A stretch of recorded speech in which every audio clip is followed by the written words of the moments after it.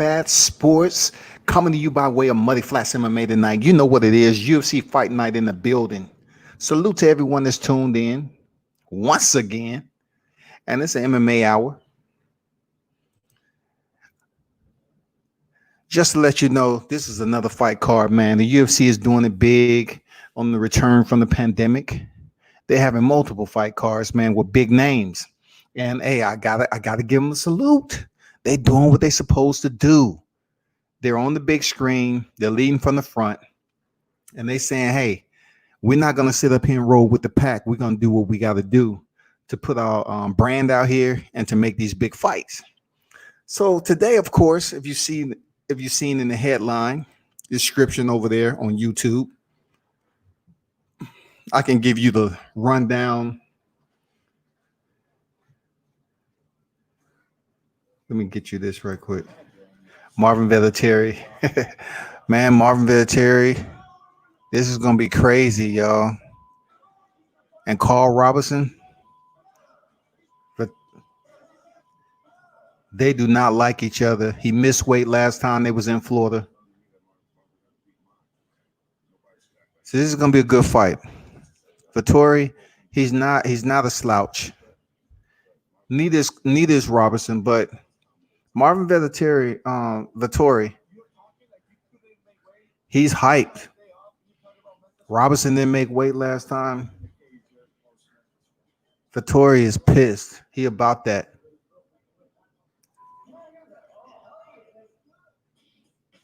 This is going to be a good fight. You know what I'm saying? It's going to be a good fight, no doubt. Roberson ain't no joke. This is going to be an excellent freaking fight. And you know the good thing about this fight, they're the co-main, y'all. Okay, we just seen Nam knock out Adeshev. I mean, it was huge. Nam is on a 2-fight losing streak. He came in here, took his time and then landed that crushing right hand, and lights was out. Back to the freaking dressing room, give him the smelling sauce. It's an early one for Adeshev. So when the main card comes on deck, you know what I'm saying? We got Jordan and Philly. Andre Philly is going to be good. Lopez and Dvalishvili.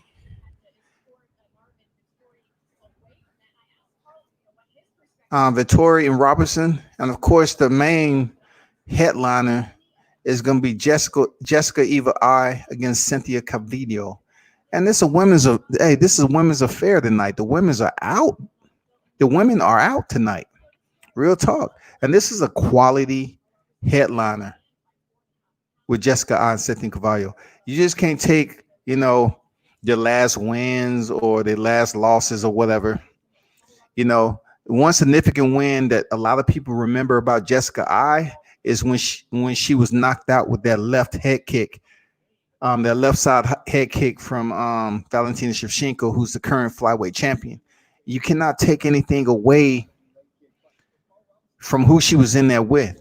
Valentina is simply the best outside of Amanda Nunes, y'all. She's the best, period. And she caught Jessica I sleeping, and she put her to sleep, point blank. So, she's on a 1-fight win streak, if that's even a streak, Jessica I. For Calvillo, she's coming off a draw with Rodriguez, Marina Rodriguez, December 7, 2019. On the eve of the shutdown, Calvillo is going to have to be a bit more diverse. You know what I'm saying? She's going to have to be more active. She has the talent to do big things in the women's division, but she just has to do more. Real talk.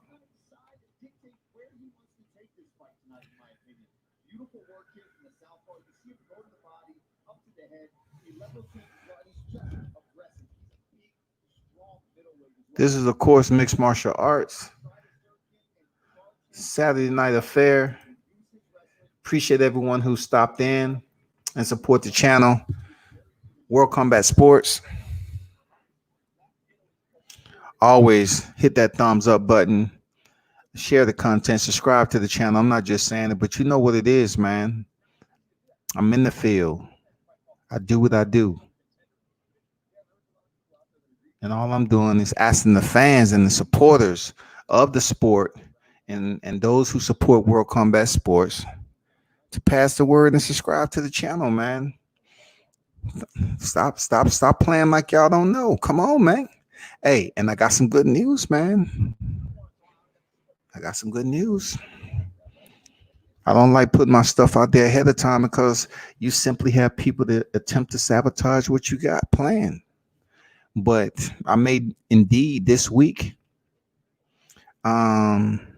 interview a 3-time world champ, mixed martial arts. You know who he is. So therefore, if I get this interview, I'm definitely going to be appreciative, as I am with all my interviews. This is going to be a special one, though, in my opinion, because he's a big deal. You know, he's a big deal. And without giving too much away, he's fought some of the top names in the sport of mixed martial arts and beat them. He has some of the most dynamic highlight reels that you can imagine. So you just do your homework, man. But yes, I'm looking forward to that. And I hope everything works out. I will be in the field once again, and I ask that you tune in, people.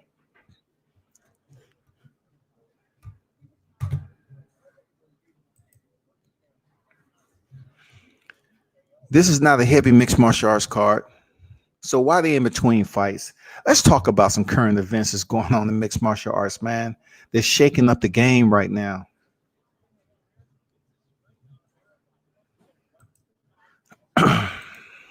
UFC 251, I'm going to tell you, it's a heavy, heavy card, y'all. UFC 251 is a heavy, heavy card.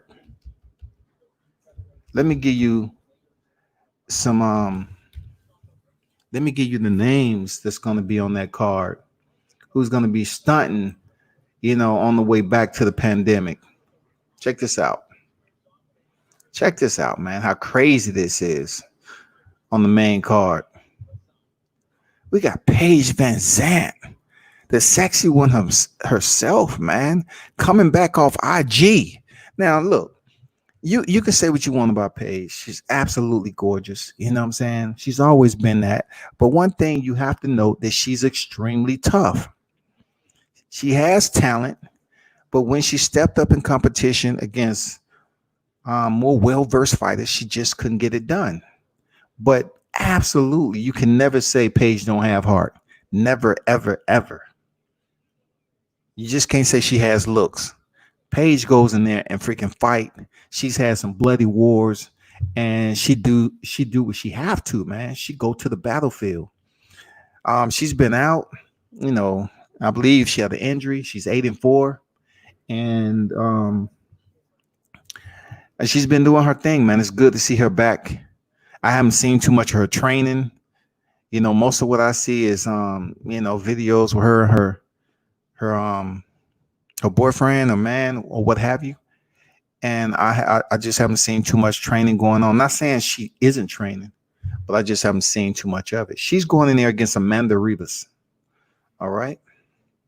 Next in the strawweight division, you know, the former strawweight champion, Jessica Andrade, who defeated Rose Namajunas, and then, you know, who lost in her first defense to Weili Zhang. You know what I'm saying? Which was just crazy. Rose Namajunas defeated Joanne Jędrzejczyk twice. She picked up the belt and then defended it. Stepped in there with Jessica Andrade. Was dumped on her head, knocked out. Then Andrade came and fought Weili Zhang. And Weili Zhang matched her punch for punch, strength for strength. And she defeated her in the first round. I thought it was a poor and ill-advised strategy for Jessica Andrade to go in there and just try to be a powerhouse against another powerhouse. Obviously, she didn't do enough homework.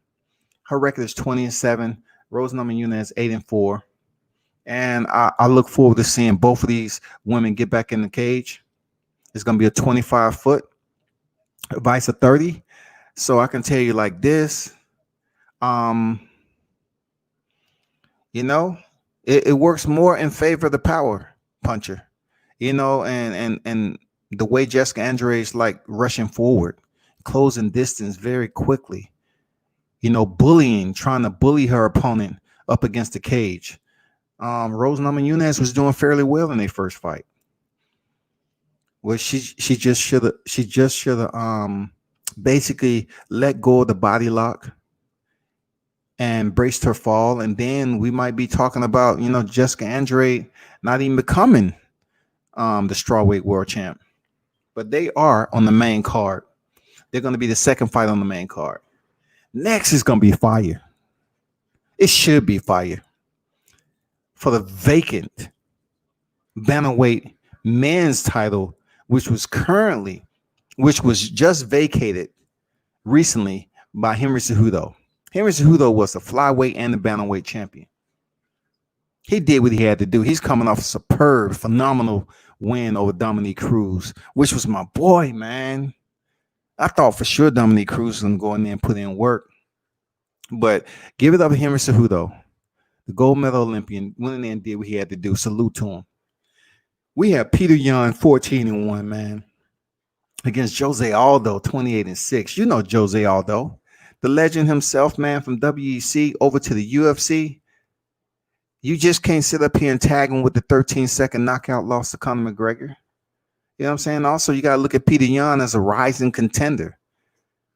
How is Jose Aldo going to make weight for a second time at this division? How will he feel? You know what I'm saying? Is he going to perform a little bit better than he did against Marlon Moraes? We'll see. Julio Villas is on deck right now.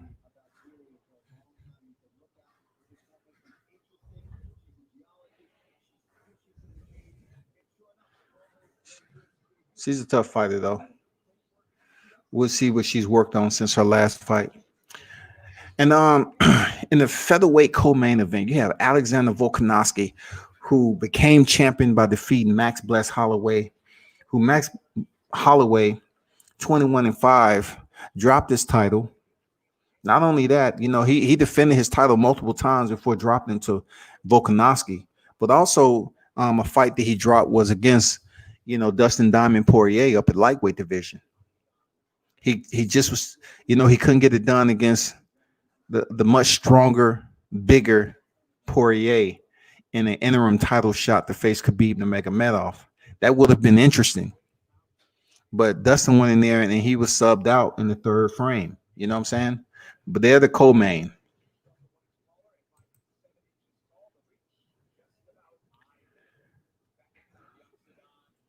I would get back to the main event.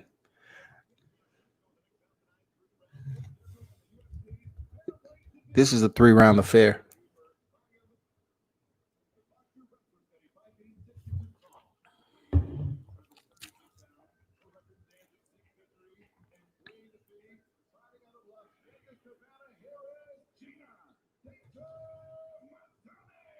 Manzani.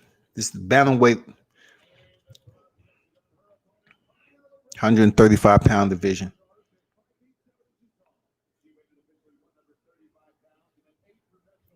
Avila.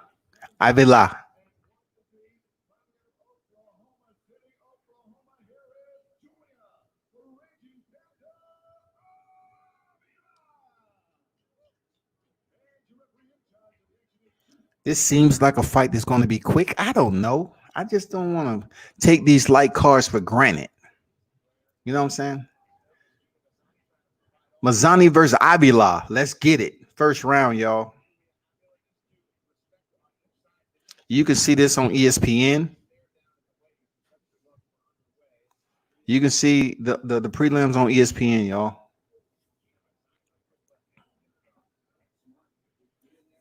Manzani goes into the clinch. Avila is forcing the issue big time, man, with a barrage of punches. Oh man, Mazani's turning her back. Not good. This fight is about to be stopped, man. 4:39 of the first round, man. She just get bomb rushing. Avila goes crazy.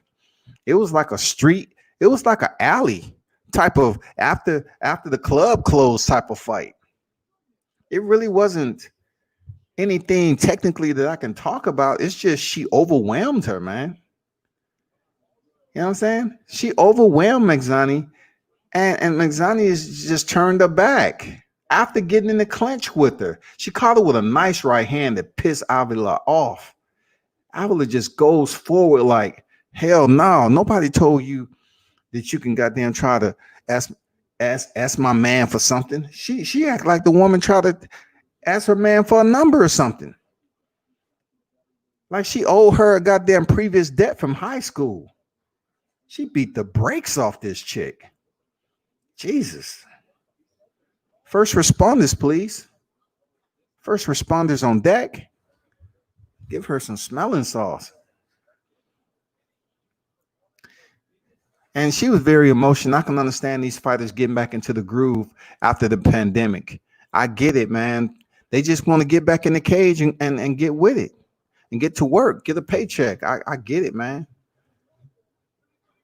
I'm glad to see them back in the shoot and being able to be active once again. The gyms are opening up slowly but surely.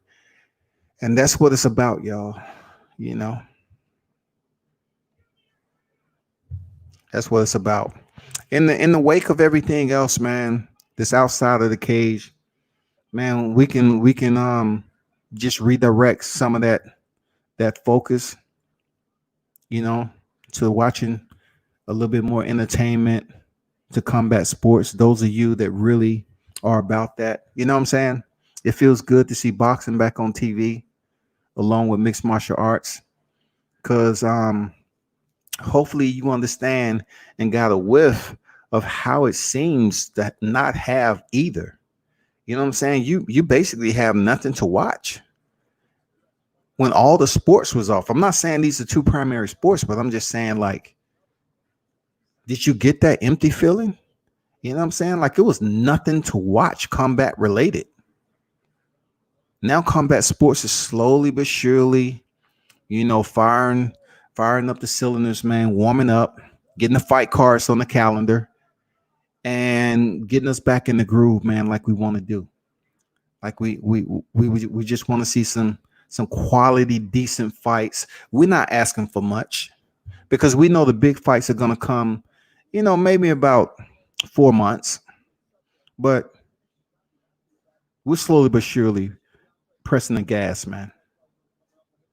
Keeping the tank full. And be sure to turn into World Combat Sports, man. Boxing and MMA, yes, that's what it is. It ain't gonna stop. I appreciate all the usual supporters, and I get the questions all the time, man. Why don't you just cover boxing, man? You'll get much more followers. Yeah, you're right.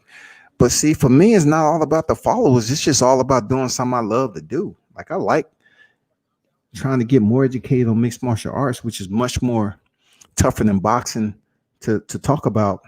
But also I respect the hell out of boxing because that's the foundation. You know what I'm saying? That's the foundation for which I grew up on. Boxing. Boxing, man. I know we ain't talking about boxing. Yeah, we talking about boxing.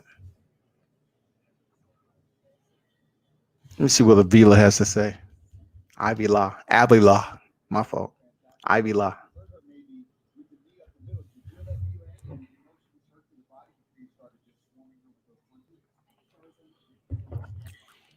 Paul Felder says swarming, and I call it all out buster with a left right, gives no respect to the chin, beat her down like she owed you money, like she disrespected her family, like she tried to pull up on her in her own hood solo and say, you know what, I'm here for all the smoke. And Avila came out there and like, nah, you shouldn't have did that. Damn good fight though. She beat her ass though, but damn good fight. It's a blackout, of course. 25-foot cage, vice the regular 30, which is really going to help a lot of fighters. It's going to help a lot of fighters, y'all. Okay, back to what I was saying.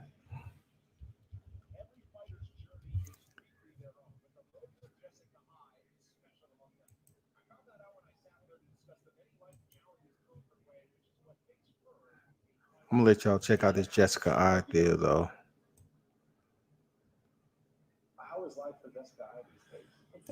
You don't know the backstory about her husband, her ex, her husband, her past husband.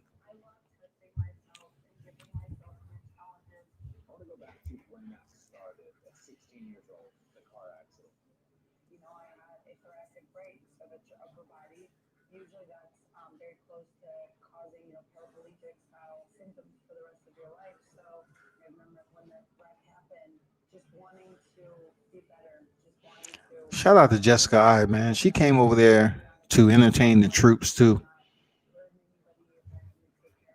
I like that. I like when fighters come and entertain it and talk to the troops.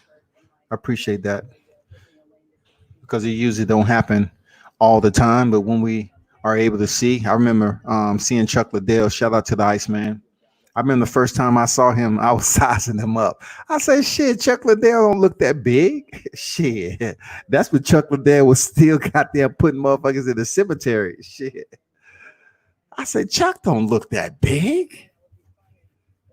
He don't look like he has that much power. But Chuck Liddell was doing work.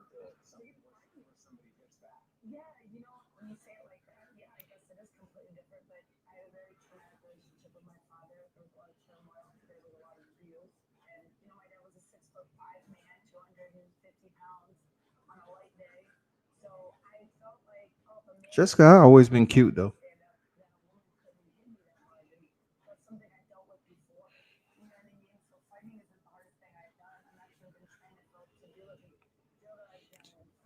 She ain't no joke though. She get in there and ball, man.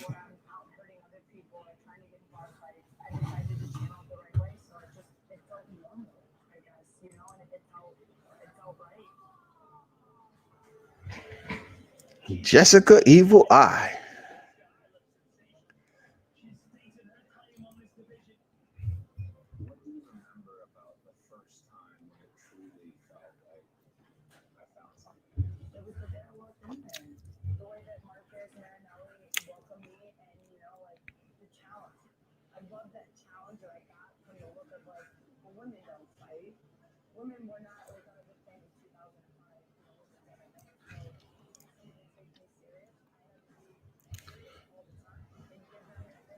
Beth Coher, man. Jessica I put the hands on her.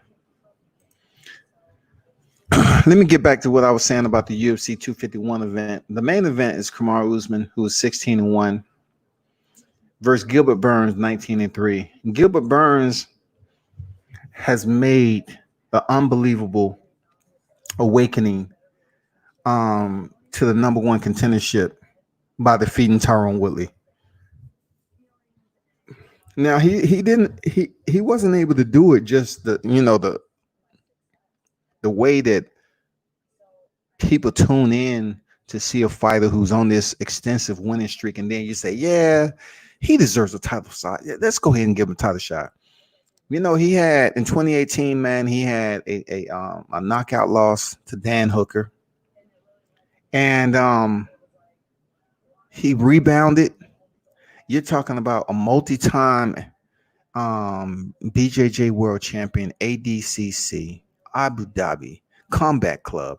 It's very respected. Gold medal, Gold Cup, BJJ champion. The dude is well decorated. And for him to turn it around and work on his boxing, because he ain't worrying about jiu-jitsu because that's what he does. But he went in there and outboxed Tyrone Woodley.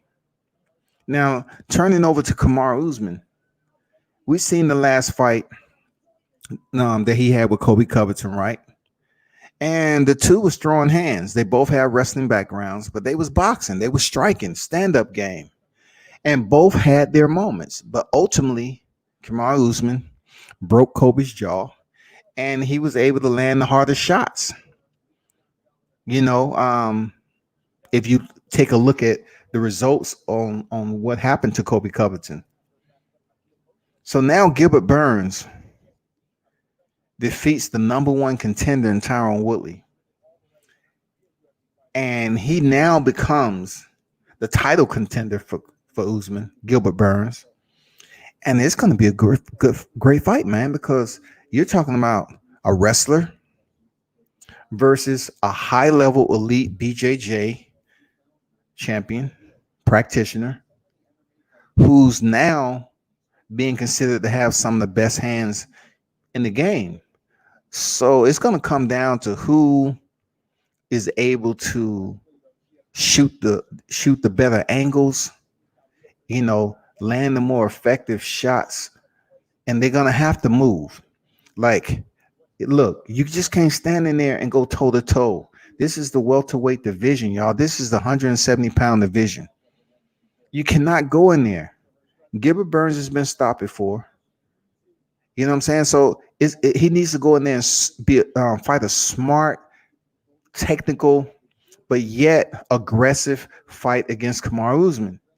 And at a certain point during the fight, he need to really test if he can take Usman down to the ground, because I truly believe Burns has the ground skill set to potentially sub Usman if he's able to wear him out early. Fatigue always brings on a submission. Believe that. Fatigue can always bring on a submission. It's all about who's forcing it. It's all about who's forcing it. Just like John Bones Jones when he fought DC. The whole point was who can take down who. And once DC began to fatigue and tire, what did John Jones do? He took him down. Double leg, boom, sat him down. Did it again.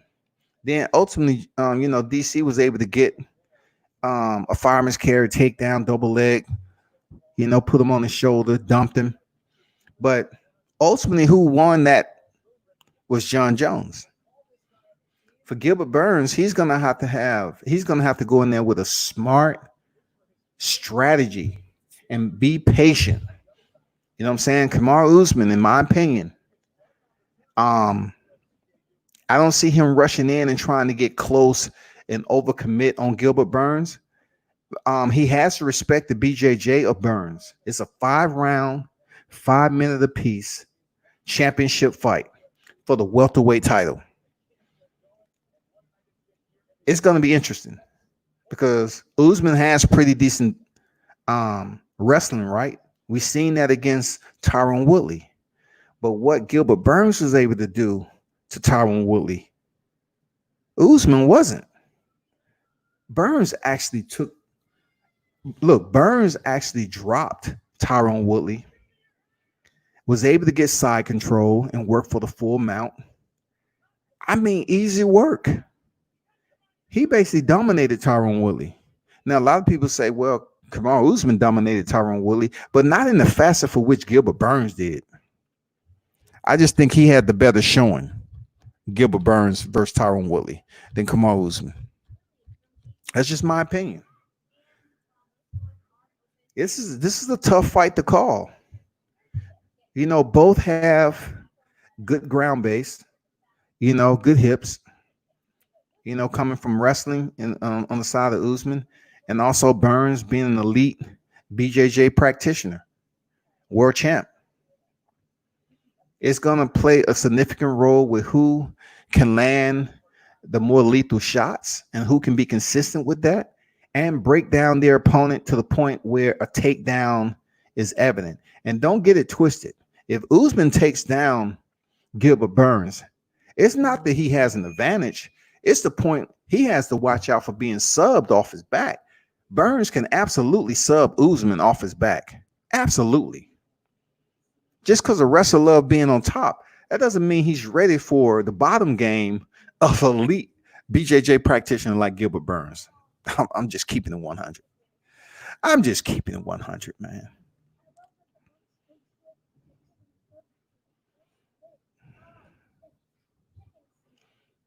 Don't get offended. That's facts. So y'all stay tuned for that. July 11th, man. That's gonna be on and popping. July 11th.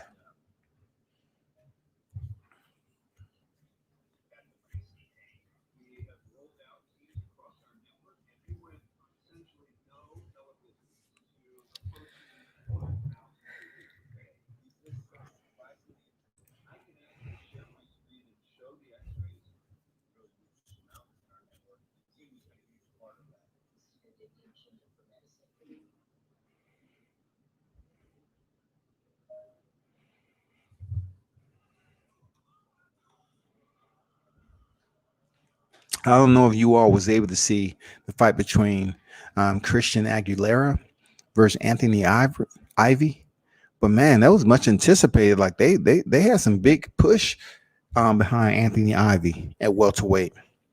They did an extensive interview with him. I mean, he had the energy was behind this cat, man, and he went in there and got stopped by Aguilera. Aguilera, it wasn't a freaking shocker, but he did what he needed to do, man. He got the job done, man.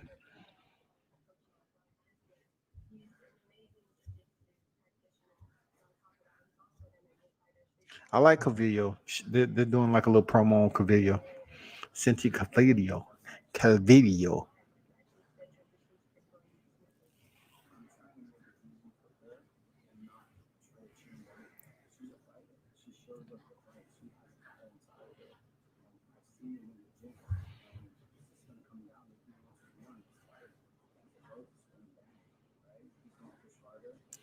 Both of these guys, Calvillo and they have decent wrestling, takedown defense.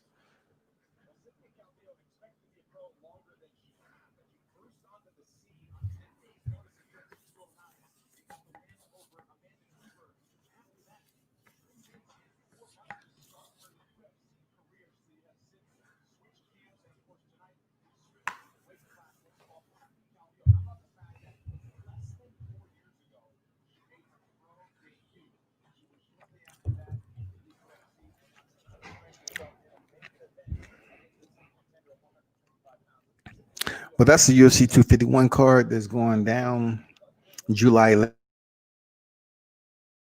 I look forward to seeing that. You're talking about a three title fight situation that's going on here.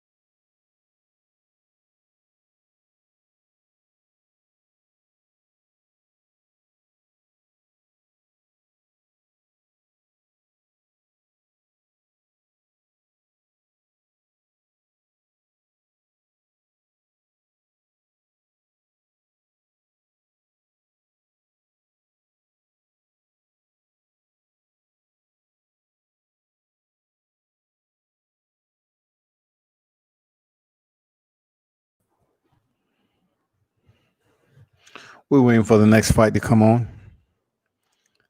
Once again, this is a light mixed martial arts card.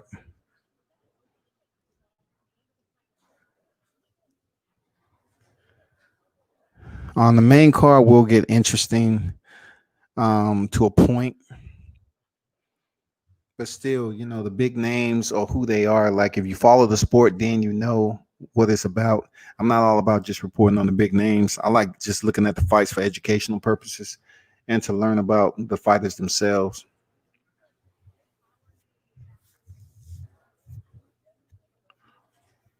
They're talking to Christian Aguilera right now. It's 14-6. He had a big win today against Anthony Ivy at welterweight division.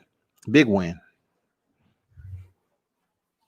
You know what people don't often think about when it comes to mixed martial arts and boxing is that if you look at, you know, the disparity in numbers when it comes to the weight limit, it gets a little wild. You know what I'm saying?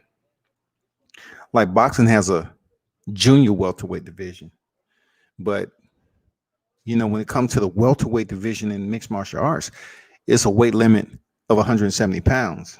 In boxing, the welterweight is a weight limit of 147 pounds. That's crazy. That's that's absolutely insane.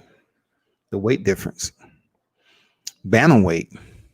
What is the bantamweight division? 118 pounds in boxing. In mixed martial arts is 135. You know, middleweight. We can sit up here and say, okay, middleweight. It in mixed martial arts is 185, and then in boxing you're looking at 160.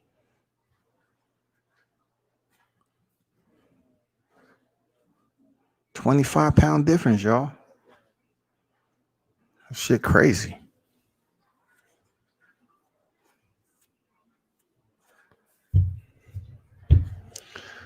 But the fights have been very quick, and that's why we have so much promo going on. Talking to the fighters who fought earlier, because shoot, you know, we just seen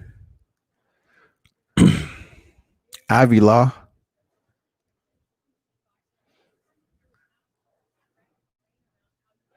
Julia Avila come in here and just stop Gina Manzani in the first freaking round, 4 minutes and 39 minutes in the first frame, man. I'm like, God damn. So hopefully the fights, I'm looking forward to seeing Charles Rosa again. Very entertaining fighter. Going in against Kevin Aguilar.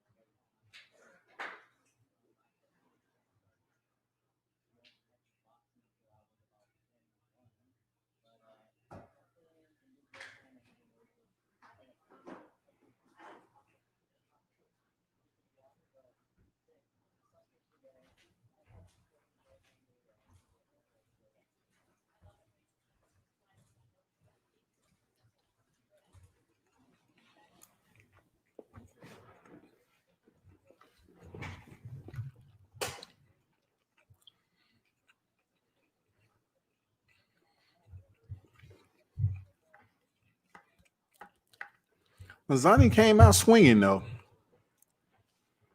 The time she connected on Avila, it was a wrap. Damn, she hit her with like 12 right hands, man. 1, 2, 3, 4. Man, she crushed her.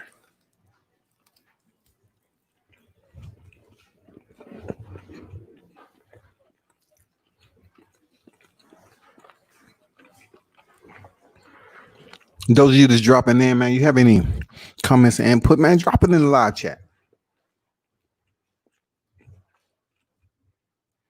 I know the fight cards are a little bit slow because basically fights are ending in the first round.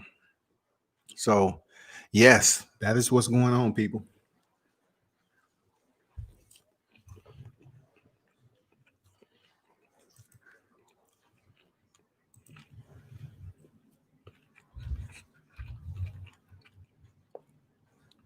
But in the meanwhile, I'm going to keep you abreast of some more, MMA news.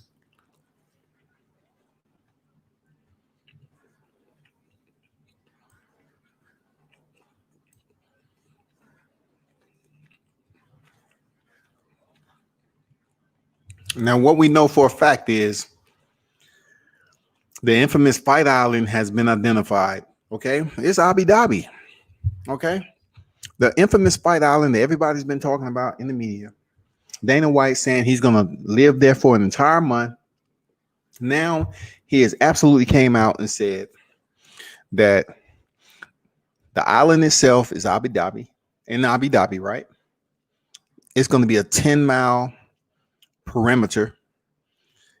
Both sides are going to have a gym to train at, living quarters, of course, eating facilities, and a place where the fights are going to go down, which is great. I mean, come on, man, that's genius.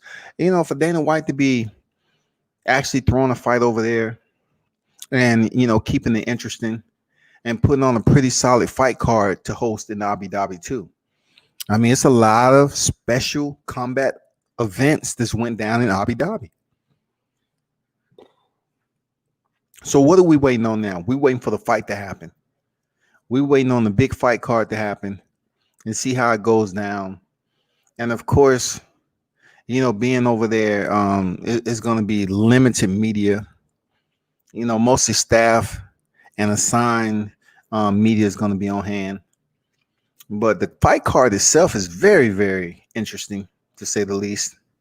It has some very, unique circumstances here. Coming off the pandemic, Dana White is putting on a fight card in this new location with 3 title fights on the line. 3 titles on the line. You cannot sit up here and frown at that. You can't. Now, in other news,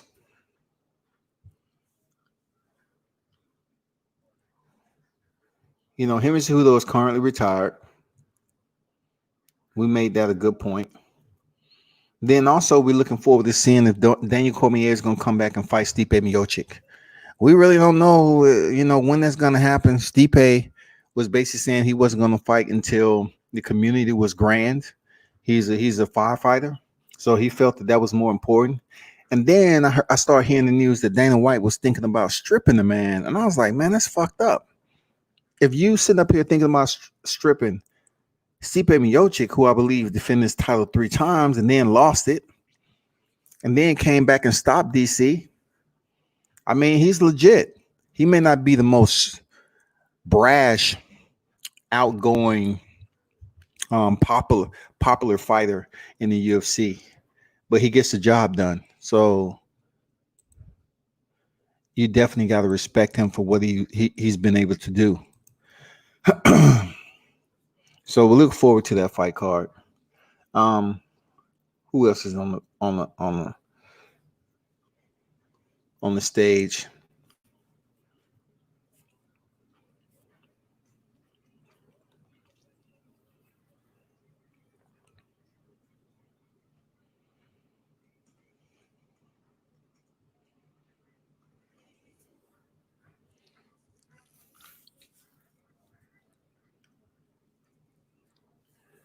For UFC 252, you have JDS, who's coming off a dominating performance over Anthony Smith, who people was just up here saying, "Oh, the fight went too long.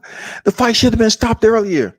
Junior Dos Santos is going to return to face Yerzinho Rosenstruck, who was stopped in the first round under a minute by freaking Francis Ngannou, man. So JDS and Rosenstruck is going to throw down at UFC 252. So for those of you fight fans, be on the lookout for that. Our next fight is on deck, man.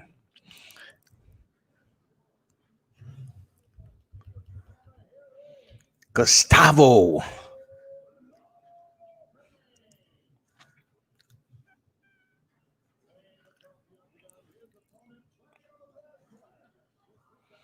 These fights are a little bit out of order.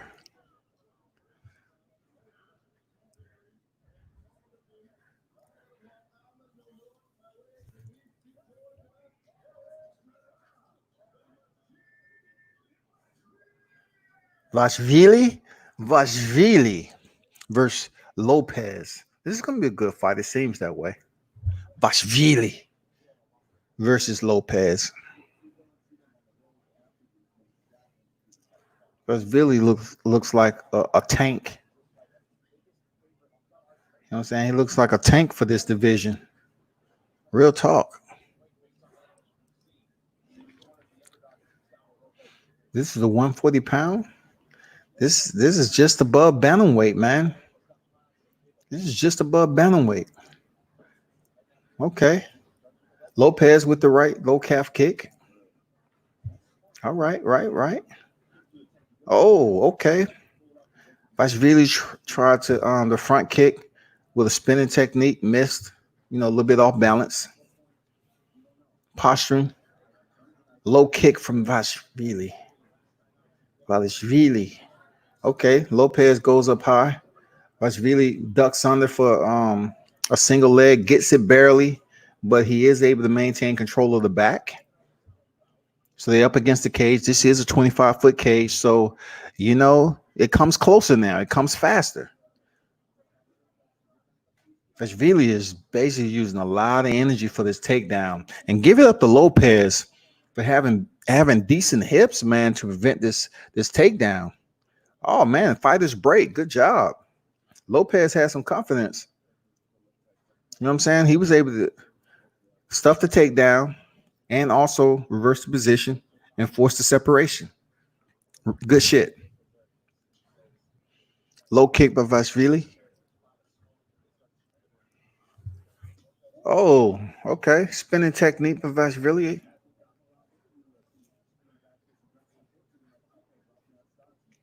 Dvalishvili.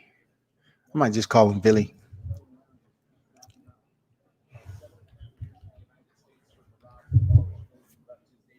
Dvalishvili. Oh, Dvalishvili with a high kick. He almost caught Lopez sleeping. He almost caught him sleeping. Front kick by Dvalishvili. Lopez over the top with the right hand. Land off the glove. Oh, man, good 1-2 on the inside by Lopez. Man, he is basically sitting down. He's pulling the pin on those grenades he's trying to drop. Dvalishvili still with the low kick. Keeping it simple, basic. The pace is okay. It's not extremely slow. Lopez rushes in with a 3-punch combination. Nothing much. I like how Dvalishvili came in with that straight right hand and then ducked under for the double leg. I like that. Fighters, Dvalishvili lands some knees. He's able to have Lopez partially on one knee. The fighters stand up. Dvalishvili gets another takedown.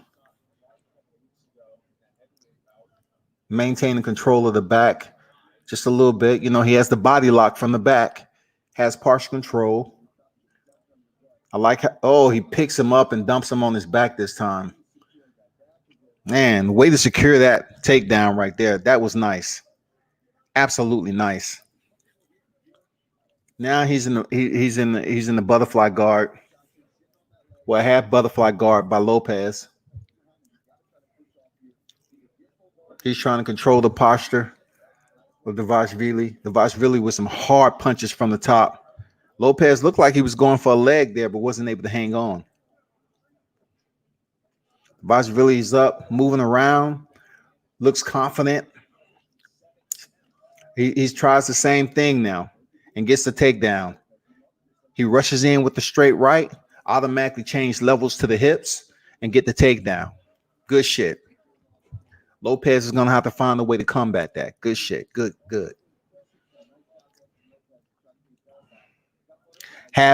Well, he has butterfly guard right now. I thought he was in half guard, but the one thing when the Dvalishvili gets Lopez on his back, though, he is landing shots. He's not just landing praying.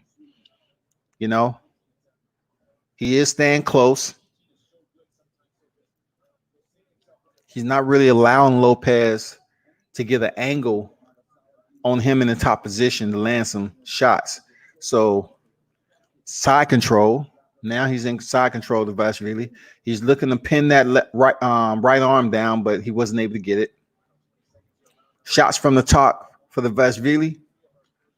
Oh, nice shot to the body. Man, nice shot to the body from the Dvalishvili from the top. Oh, he cracks him. Lopez he cracks Lopez again. He's really taking punishment. He's gonna have to do something about that in the next round. He took some hard shots with his head on the mat. You don't want to get crushed with a hard shot while your head is resting on the mat. You can go to sleep easily.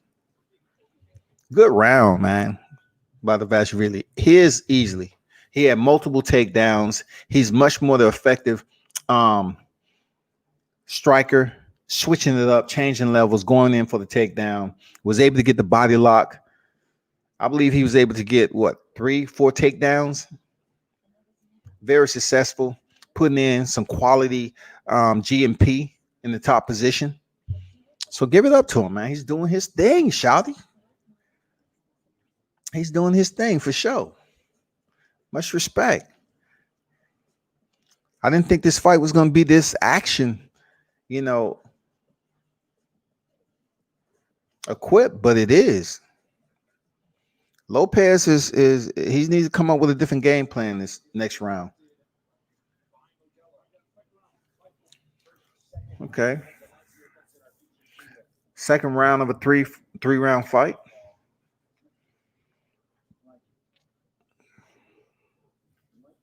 Lopez patient. He thought about that right kick, but changed his mind. I like how the Dvalishvili is just moving around side to side, and then he'll probably, he tends to kind of, pick and choose when he's going to rush in and change levels at the same time. He does it so quickly, almost like Khabib, Nurmagomedov. Oh, very wild with that right hand, the Dvalishvili. He's throwing a left kick and then coming over the top with a looping right hand. Now, if he's able to land it, he may potentially put Lopez to sleep. But Lopez has kept pretty decent distance.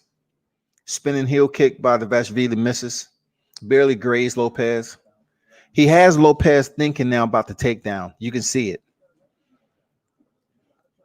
The Dvalishvili attempted to take down. He didn't get it, but still he bow tied it with an inside leg kick. Oh, man, beautiful takedown by the Dvalishvili. Beautiful takedown. That's what Lopez was concerned about, him getting another takedown, because he knows deep inside, dude has strong wrestling, and you have to respect his when he shoots. So right now, he's in half guard. No, he's in butterfly guard. No, he's in half guard. And, the Dvalishvili is once again controlling the posture, landing some soft shots, trying to find the opening, going to the rib cage. He's looking to pass.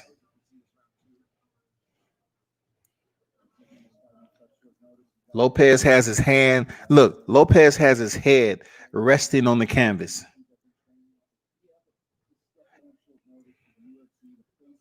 He does have the wedge, though. He's trying something, but not much. He tries to exit. Dvalishvili shuts that down and moving the full side control right now. Landing shots. Let me see what he's trying to work for right now. He's still trying to. He's pinned Lopez's right arm once again, almost like a crucifix. Lopez was able to get out of it.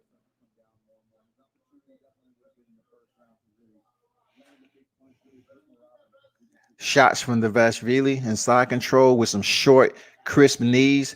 Now he puts him in a headlock. And he pulls up. He's trying to sub Lopez. He might have it. It's tight.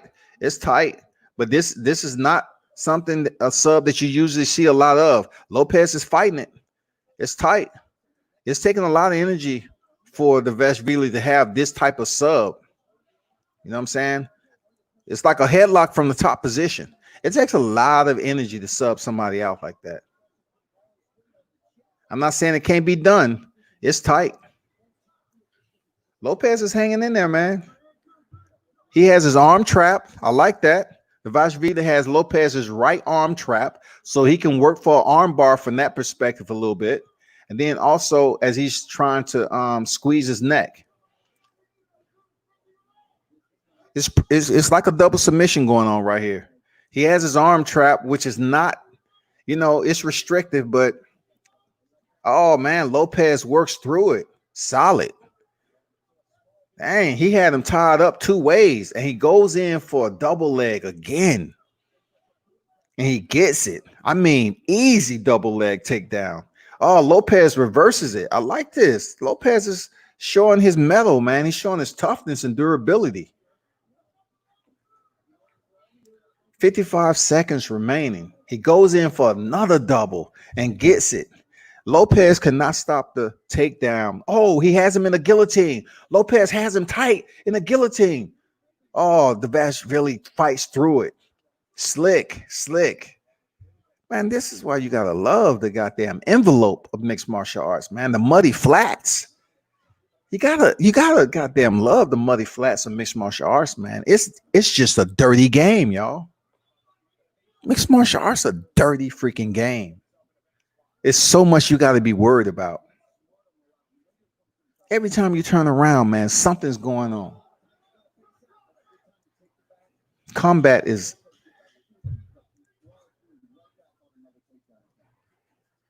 man. Dvalishvili gets another takedown. Lopez is just like the frustration has to be front and center, man, on his thought process coming up on the 3rd round. He cannot stop that double leg. You can tell who has the better wrestling. But give it up to Lopez, man. He was able to get some counters. He was able to sweep. And I had Dvalishvili in a freaking, guillotine there for a minute. But Dvalishvili was strong enough to get out of it, man. Good fight. Both fighters need to work on their hands, though. It's too wild, not technically sound. MMA in general does have its technical curriculum. It does. Believe it or not, it does. I know what you're saying, but it does. Because every fighter fights different.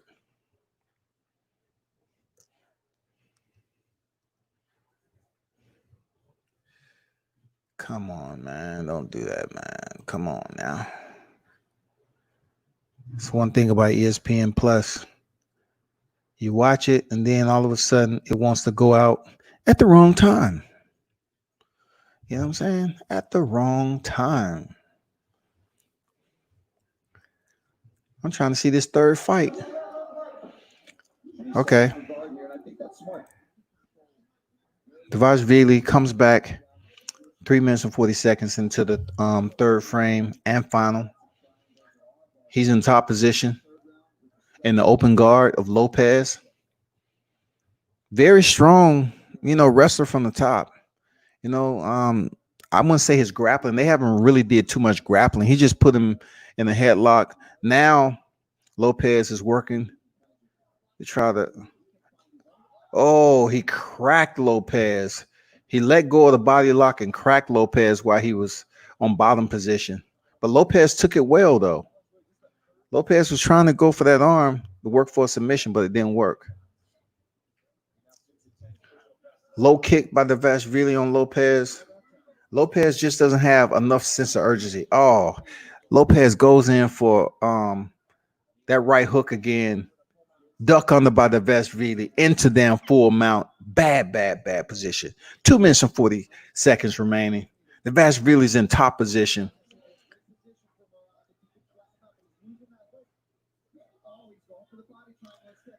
Oh, Lopez slips out the back door, y'all. Give it up for Lopez for being tough and durable, man. Shot to the body, but by the Dvalishvili, and once again back to the body lock, and he's gonna go sit him down. He's being more careful now because Lopez has the front side. Oh, he lets go.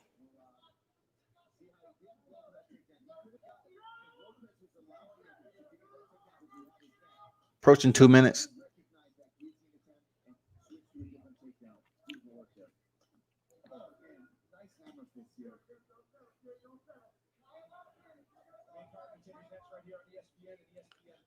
Lopez taking a little punishment on the bottom. His head's just resting on the canvas. He's controlling the posture. Good.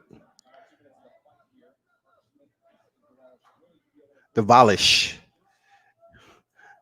You got to listen to what pronunciation. Dvalish, Dvalishvili, Dvalish.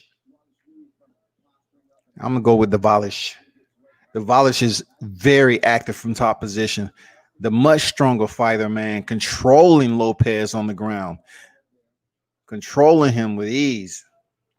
You know, Lopez is trying to hip escape, you know, trying to work for a better position off the ground. He's not just laying there, even though Dvalish is still working for a submission. Now he has full control of his back. He doesn't have a body lock just yet, though. He partially did, but hey, Lopez tried to turn into him.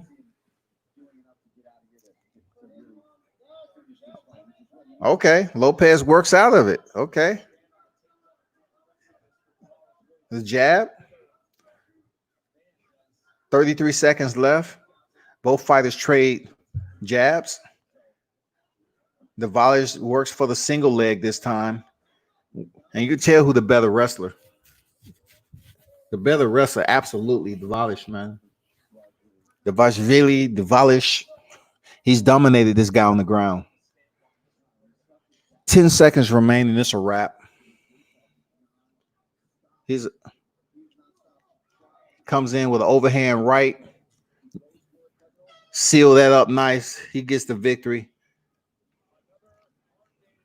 Lopez a tough dude, though. He just needs a lot more work on his takedown defense. Seriously.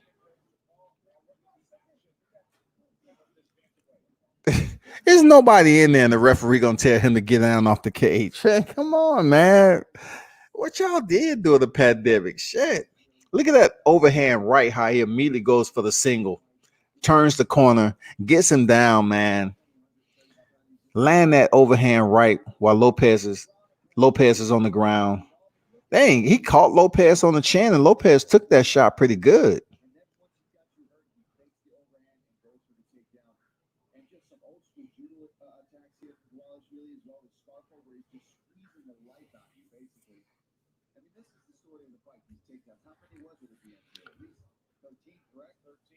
"13 takedowns. God damn. Impressive. 70 strikes.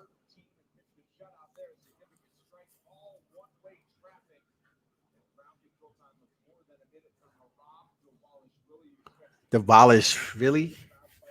Dvalishvili. Crazy.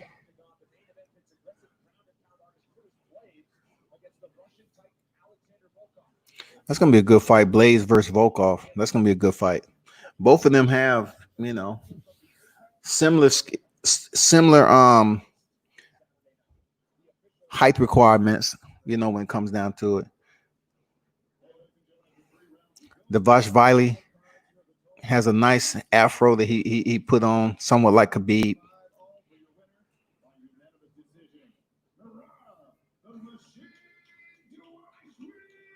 Dvalishvili.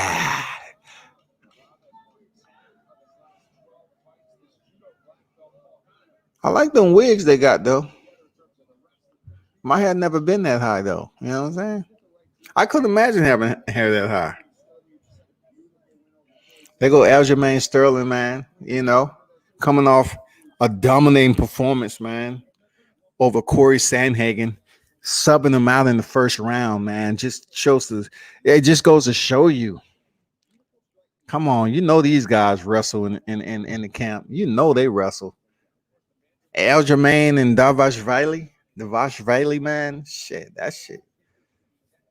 Steel sharpens steel, man. Wow.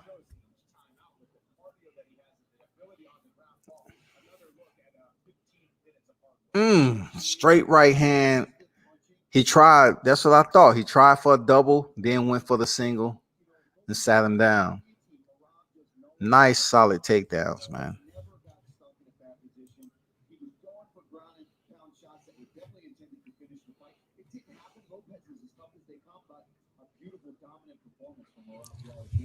Beautiful.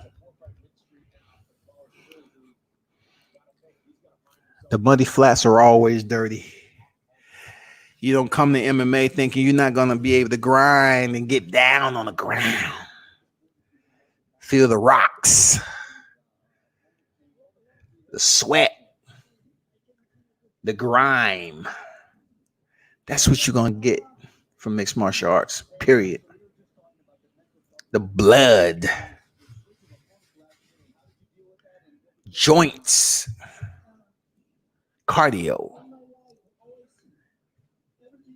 and sometimes snap, crackle, pop.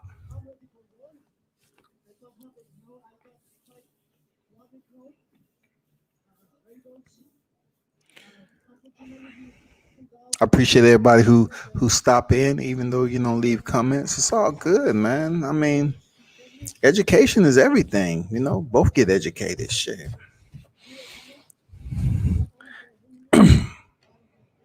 Some people don't tune into a boxing and MMA card unless it's a big name, but you learn so much from constantly watching the grassroots on up to the top tier. You learn, especially to be able to speak on mixed martial arts and speak on boxers.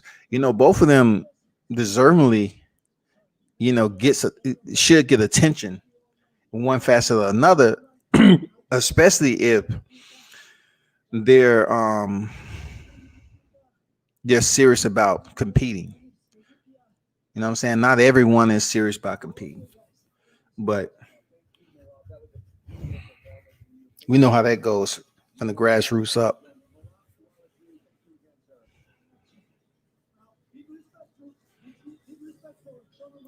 So let's see what's next, man, on the card, since they're kind of having they kind of performing some of these cards out of sequence. I don't care, to be honest. I don't care. They can have them out of sequence all they want. It's all good. Dvalishvili.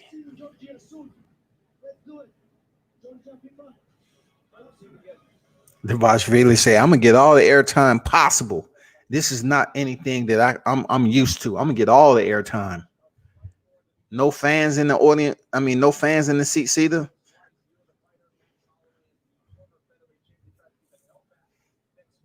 The legend of Kimbo Slice. Salute to the OG.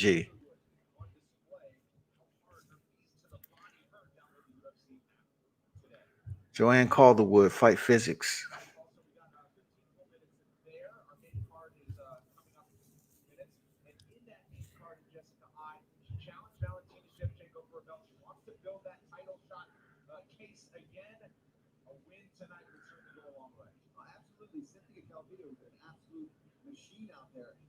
She is. Cynthia Calvillo. She is a feisty, you know, striker, but she's gonna have to you know, be very disciplined in there against Jessica I. She is. Even though her jiu-jitsu is pretty good, Jessica I's wrestling is on point too now. We will see, people. We will see.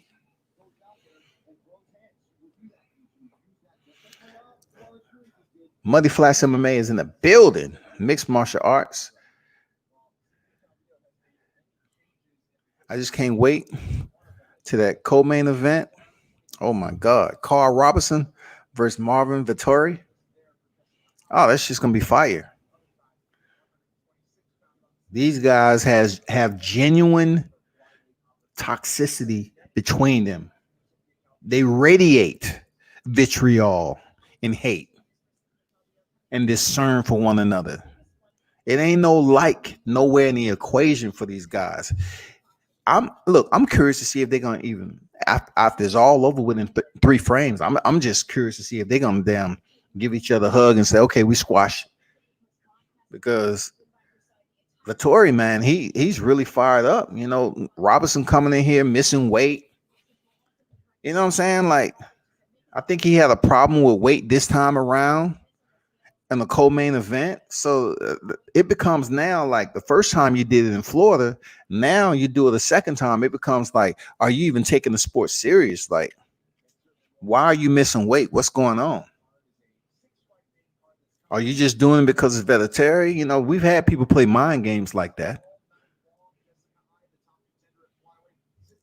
Tank Davis came to the weigh-ins late against Yurkis Gamboa. He was 1 pound over just to get people all, to jump on social media. Breaking news. The fight may be in jeopardy. Tank Davis missed weight. He's missed weight in the past. The fight may be in jeopardy. Rumble, man, tumble. Tank Davis just missed weight once again. What are they going to do?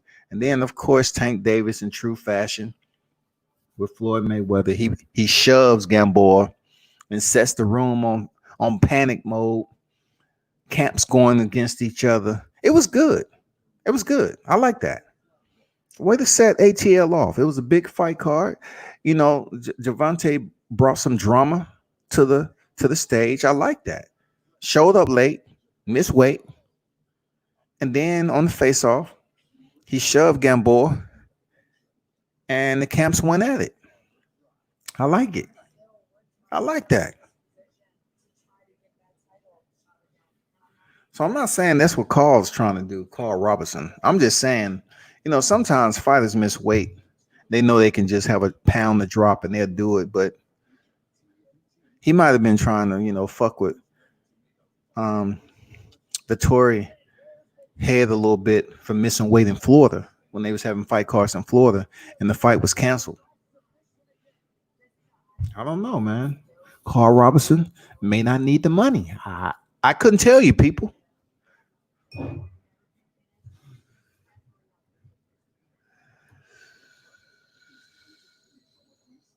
Okay. All right.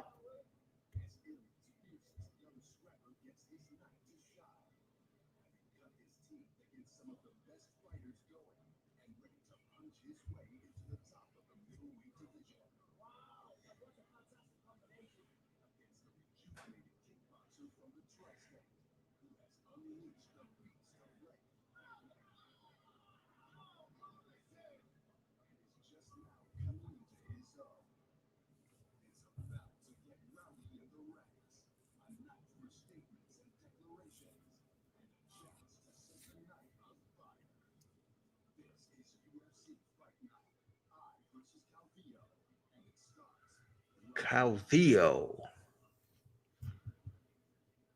Let's get it. So,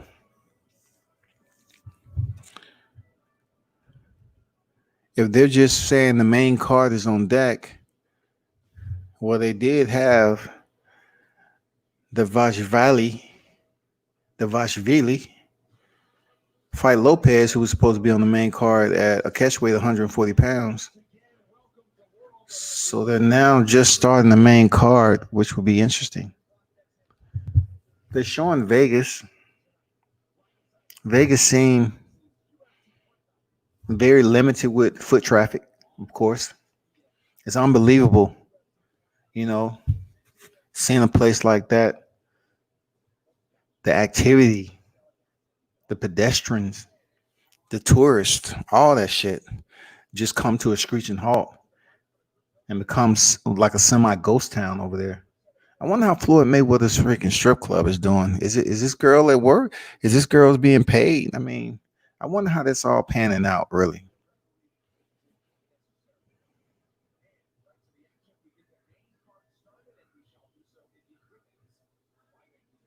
What? What? They added some what? So they moved up this card from the prelims up to the main card. Okay.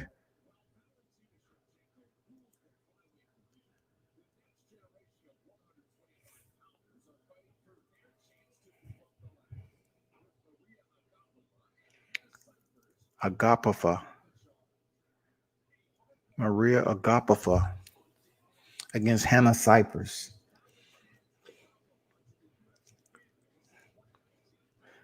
These is women flyweights, 125. Okay. She has a little bit of jiu-jitsu game. Okay. All right.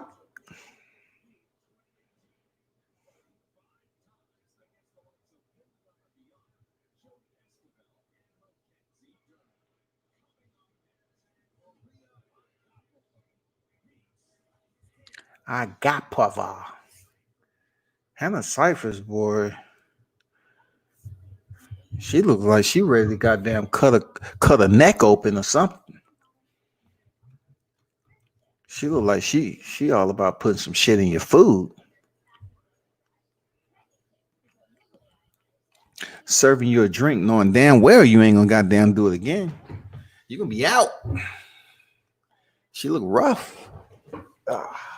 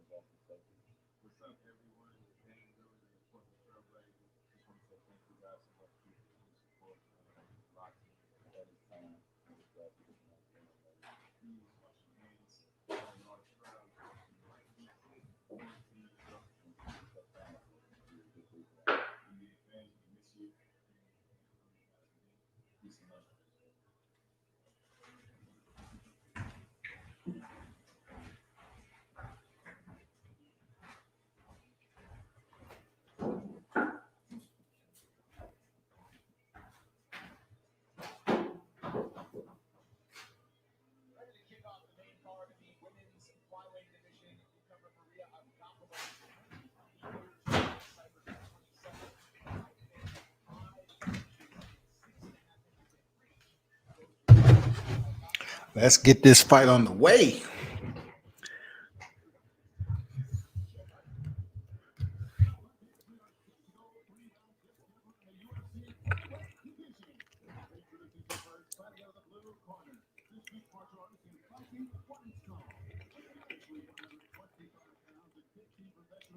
Hannah Cyphers is tough though. She gonna close distance quick.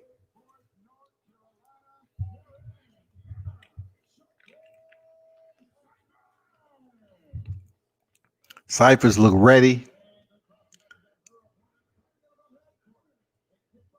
Okay.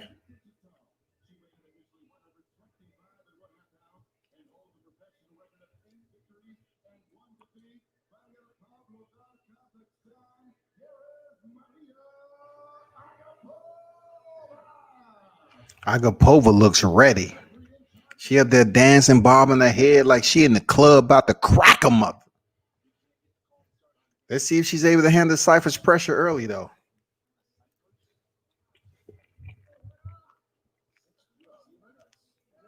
Agapova, I like that style she got.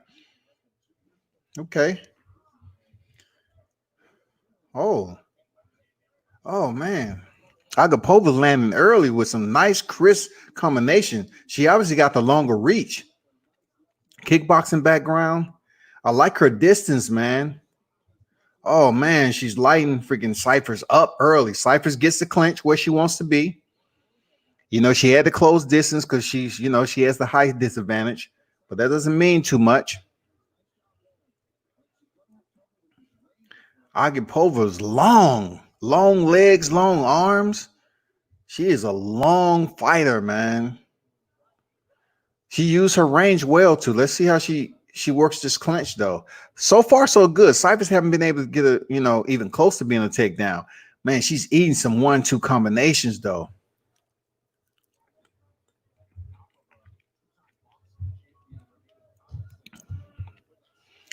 Agapova's looking sharp early on, man. Real talk.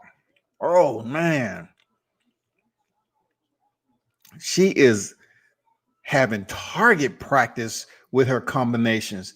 She goes in for the clinch, gets it, lands some solid knees. Cyphers turns her out, put up against the cage, lands a knee on the inside, overhook, overhook by Agapova. The fighters freaking separate, reset. Agapova, I like what I'm saying from her, man. Nice high kick, followed up with some combinations, and then two knees to the midsection. Look, she is active. Strike after strike after strike. Started with a high kick, then combination, and then as she was throwing her combination, closed distance, and was able to get the clinch and land some solid knees. She has double overhooks.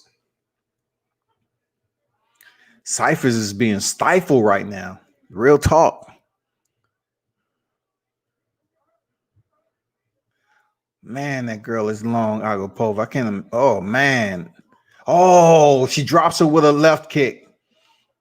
Left kick up top, man. Cypher's just having to duck at the wrong time, man. She landed on the side of her face. Easy. She cut her with it. Oh, now she works for back control. Oh man. Bad situation. Oh, she working for a submission. She taps her out.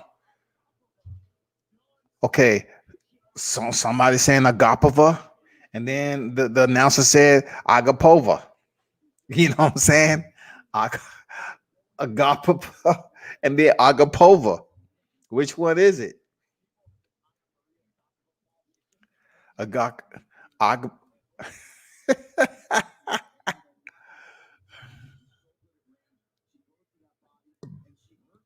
Agapova, man. I like this chick, man. Her striking. Seriously. I like it. I like her swag, man. She remind me of a freaking Sean O'Malley. Man, she's long, rangy, and accurate. I like it, man. This girl is sharp. Agapapa.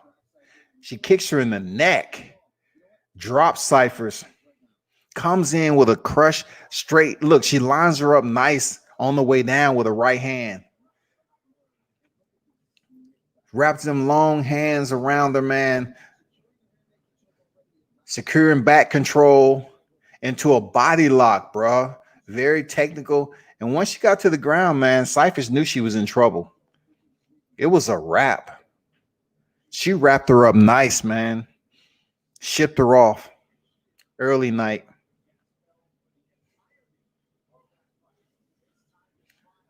That, Agapova. is the swag master right now tonight. And we don't even use swag no more. Shit, she has her own machismo. I like her style, man. Very dominating performance. I like it.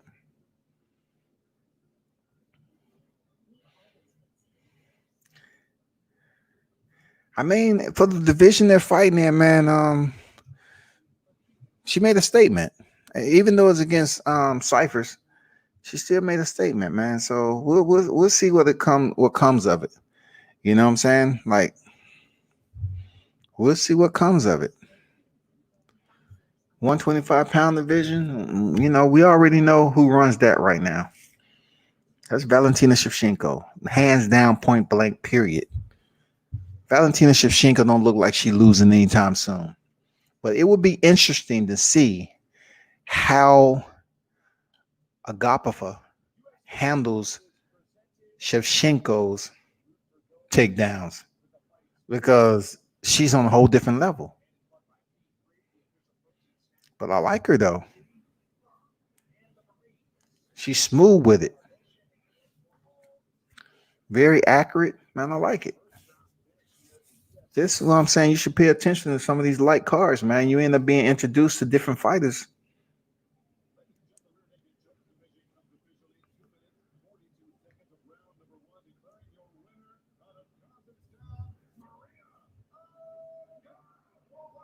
Agapova.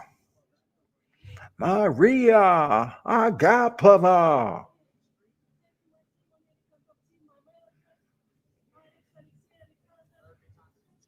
AT&T. Shout out to AT&T, American Top Team.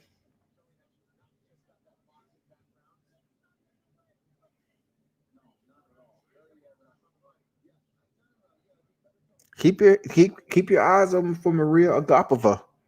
Real talk. Girl is a problem for the upcoming contenders. She has extreme amount of confidence. She bobbing her head like she has her paws in. Ain't shit playing. Long legs, long arms. Boom. Nice. She worked the shit out of Hannah Cypher. She worked the shit out of her, man. Once she had her back, she put the body lock on, leaned back. It was a wrap.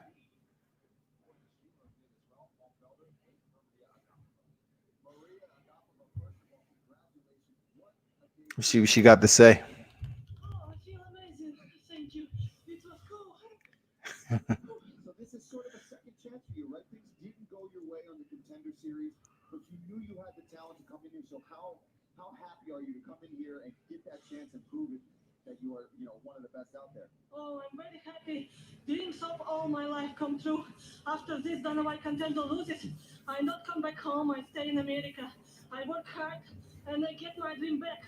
I'm in UFC now. Yeah, you're so great. She got high energy. Shit. That girl is high energy right there. Decision there to jump on the back, even though you had her so hurt with that head kick. What was going through your mind? I don't know. I just catch a moment and use it. I always do this in my fight. She got that Jason Knight energy.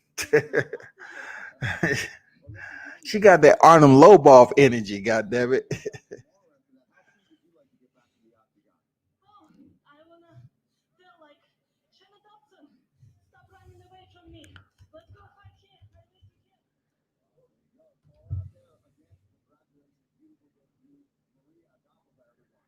Maria Agapova. Shout out to her, man.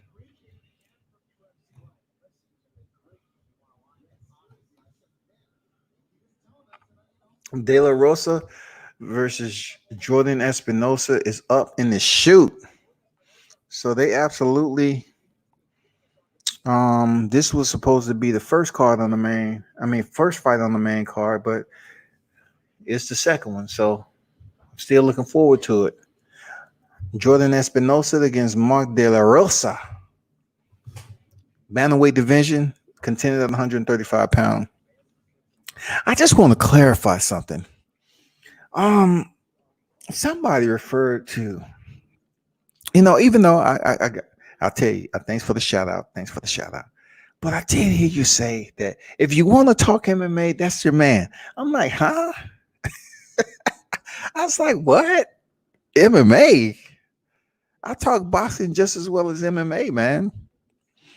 Don't you dare try to send me MMA fans as if that is my priority when it comes to media reporting. You know what I'm saying? Don't you even dare try to do that. You know who you are too. Don't try to tell them people that was tuned in to your live. Say, hey, check out World Combat Sports if you want to, know your MMA. Well, I have to say this. That's the first time he said strictly MMA. It's not like I digressed and cover boxing, but I cover both of them in the same lane and in high gear. So know that. It's just the UFC was on the docket to come back first, and I had a lot of UFC. I was covering a lot of UFC until Bellator returns. PFL, which basically said their whole season was canceled for the year. You talk about what's on the screen, man.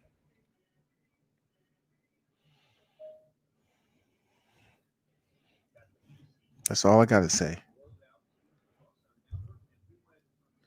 So we in between fights, man. That was one of the main fights that went the distance, So it shouldn't be this long before we see the next fight come on. That's a good deal. We on the main card, y'all. If you have anything to say, any comments about mixed martial arts, or anything about some of the Inquirer type news that you hear out there about mixed martial arts, don't hesitate to drop some input.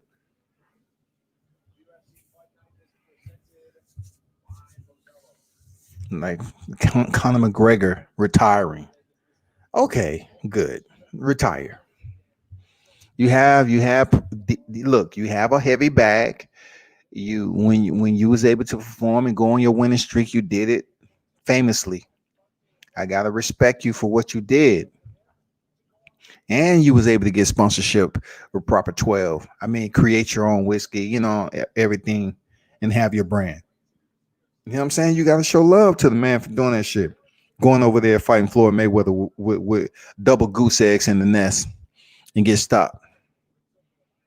You got to show love to Conor McGregor. Basically, cementing his future as far as being a two division champ, featherweight and lightweight, and then also financially. That has all since passed, and it's up to him to do something new, not just go in there and defeat Cowboy Cerrone, but you came back, and everybody thought you was going to do big business, and you went in there and got subbed out. So now you really have to come back and do something significant. You got to make a name with a big name. You got to match it up. That's the only way people are going to start tuning back in to the Notorious one. Period. You got the swag. You got the bravado. You know how to trash talk. You know what I'm saying? Everybody knows who you are, but it's been a minute before you really turn the game over. It's been a minute. Knocking out Jose Aldo, knocking out Eddie Alvarez. It's been a minute, bro.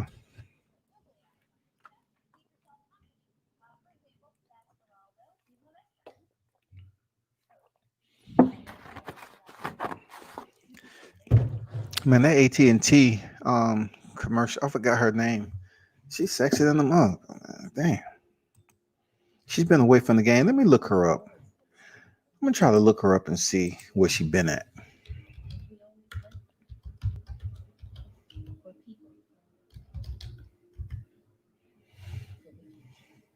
Lily Adams, that's her name.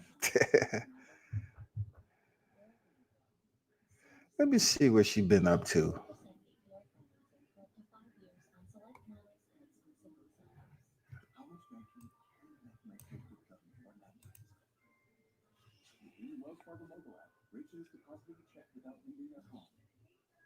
Oh, she's been acting. All right. She's been acting. All right. I see you.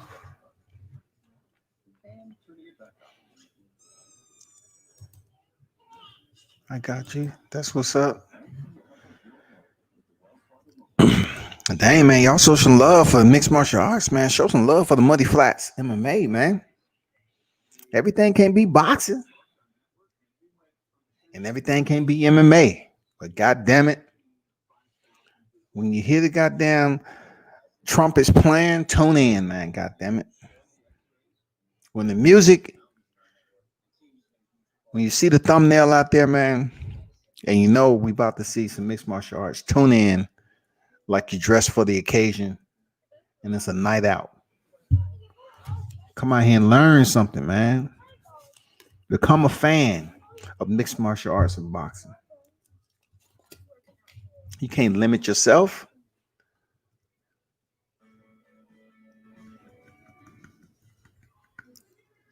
Moderate to severe Crohn's disease. Honestly, just not always where I need to be. So I talked to my doctor about Humira.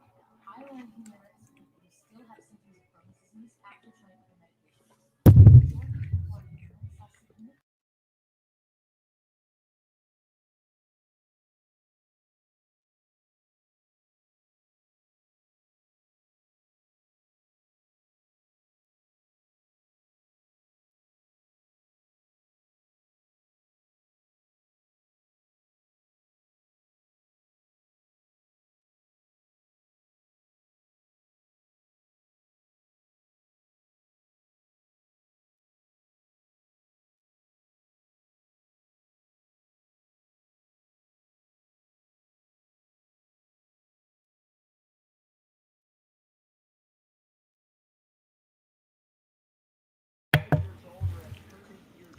Okay. De La Rosa, 25 years old, and Espinosa, 30. Similar in height and a little bit, disparity in reach. Not much. 65 versus 69.5. Herb Dean is the referee.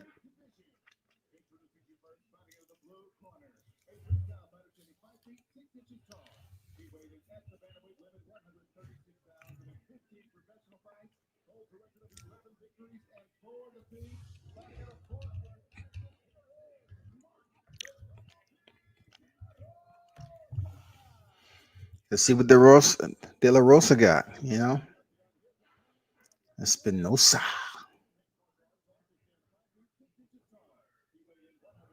He's out of Albuquerque, New Mexico. Okay.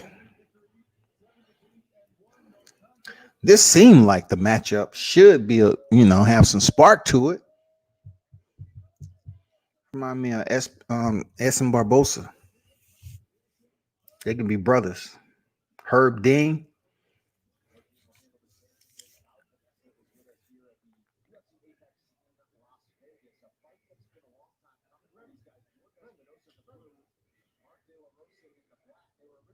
Okay, first punch by Espinosa. Solid kick. Espinosa active early. Like it. Like his footwork though. Oh, okay, landing those front kicks early. Trying to wear out that lead leg of freaking De La Rosa. Oh, Espinosa with a hard right hand. That might have hurt De La Rosa though. He took it on the chin. Wow.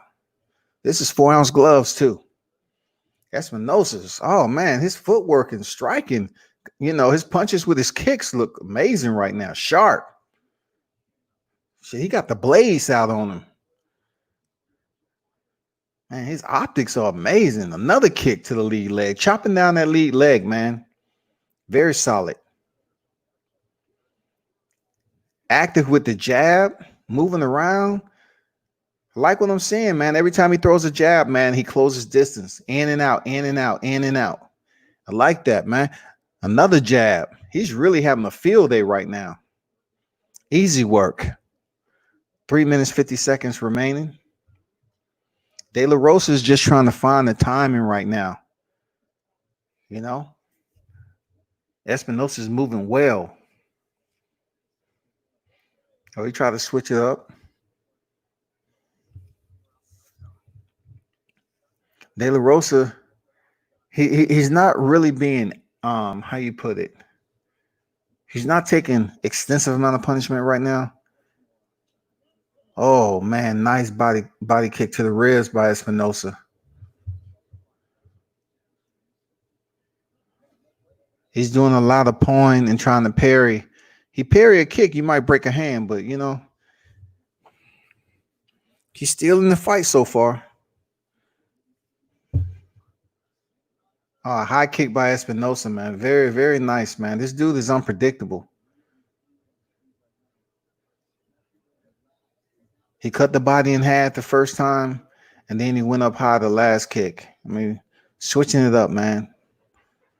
Oh, man, nice with the straight right down the middle. Call him again. Over under by De La Rosa, pushes him up against the cage. And of course, if you're watching this, man, the cage is 25 foot vice 30. So the fighter's back is going to close in on that cage fairly quickly than normal.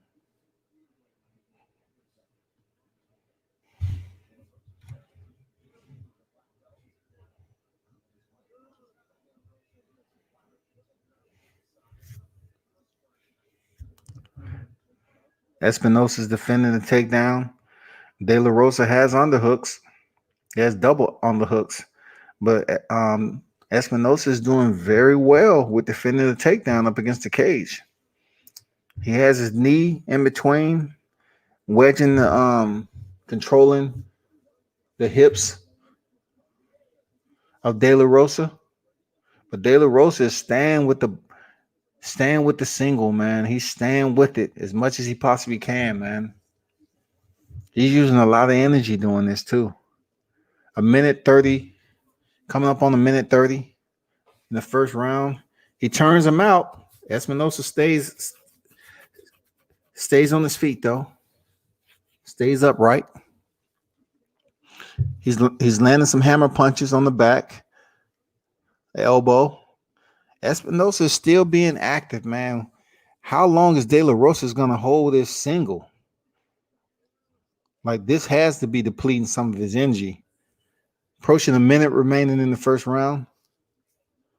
Good job with De La Rosa. Now he goes to the elbows, to the head. Man, 6, 7, 8. Man, around 8 elbows to the head, man. And still, De La Rosa chooses to keep that single leg in his possession.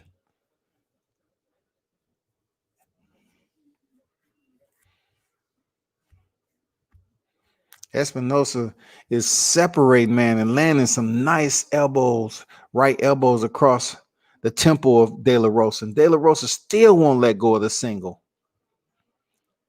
Espinosa goes back to elbows. He might get stopped, man. Espinosa's landing some heavy elbows to the head of De La Rosa.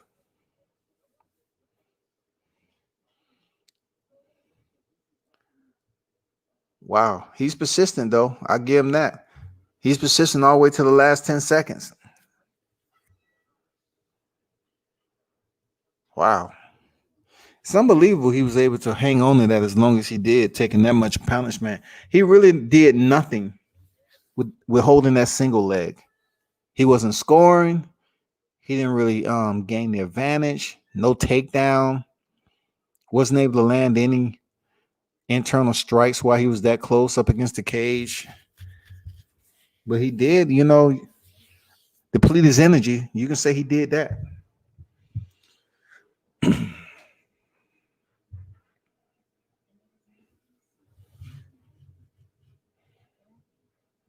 Mm.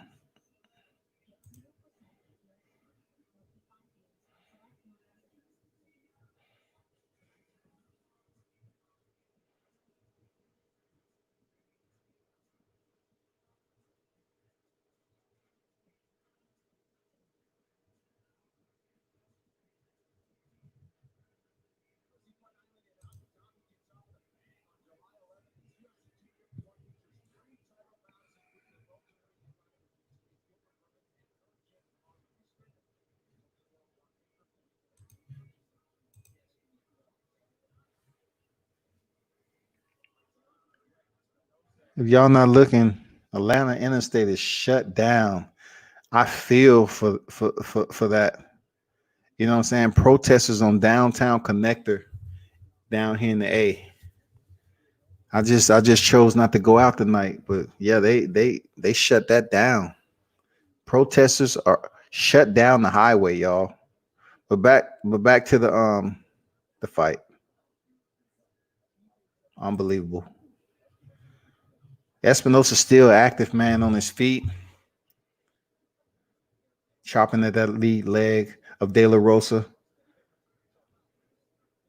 He really closes down very effective. It's not wild or anything. He closes down very effective. I like what I'm saying from this guy Espinosa, man. How sharp he is with, if he's gonna kick the guy on the lead leg with his right leg, or he's gonna go up top with a high kick with his left. You really don't know what he's doing. Is he gonna land 1-2? Is he gonna jab you? You don't know what he's doing. What's going on, Hodges? How you feel, man? I agree. Espinosa did win round one.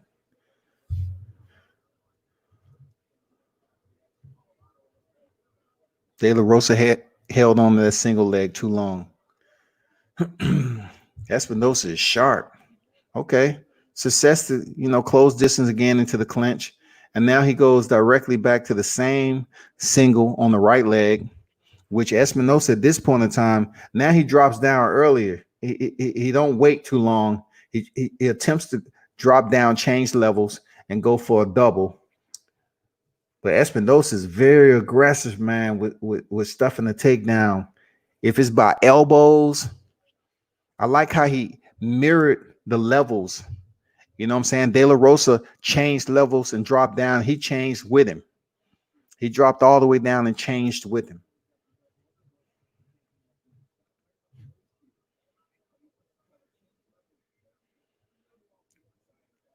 Now, this is what I don't understand why De La Rosa is pressing him up against the cage, but he isn't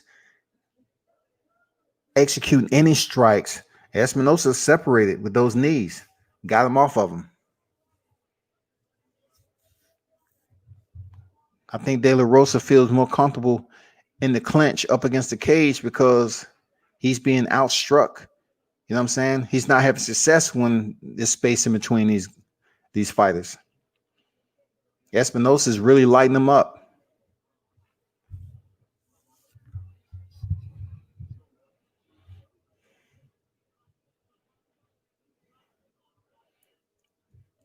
He switches stance to southpaw. Espinosa chops at the lead leg, hits him with the jab to the body.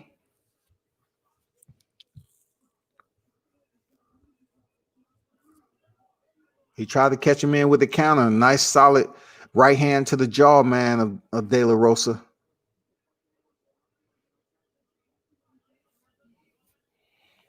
Yeah, I like the last one, man.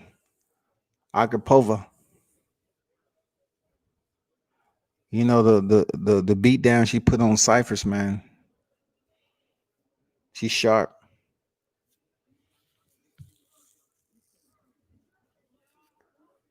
Nice right hand by Espinosa with the high kick. Very swift, quick, sharp, thinking in there. He's constantly thinking, man. When you see a fighter like this is on his way up, man, it just shows you how elite the fighters are in the higher ranking. This guy is striking his own point. He's just not as active. I mean, we coming in off COVID. They getting back, trying to dial back in their rhythm and everything. But this guy is very quick on his feet, man. Very versatile, man. I gotta give it up to his striking. The way he was able to use his footwork, inside, outside leg kicks, his 1-2 combinations. De La Rosa is just 2 steps behind this guy.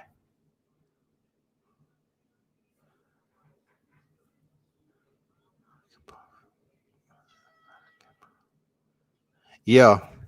The last girl fight that rear naked choke was serious. Absolutely, man. Agapova. Former kickboxer. She's serious with it. I like her, man. I like her style and everything. Her energy. I like that. Like I said, she reminds me of like the female Sean Malley, man. Like she kind of mirrors his style though. He's tall, rangy, got his own style about him. I look forward to seeing her get back in there though.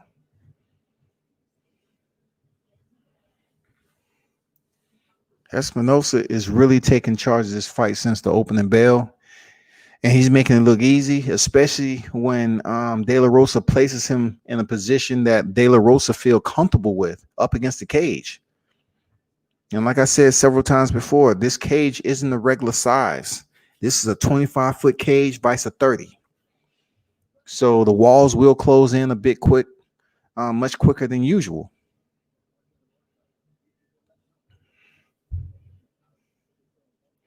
Espinosa with the outside leg kick. Like how he came in with that elbow and then changed levels. Now he's pressing De La Rosa up against the cage. He was able to get the underhook. Now let's see what he's able to work with. I know he's going to come across with that elbow. Surprisingly, he didn't. All right.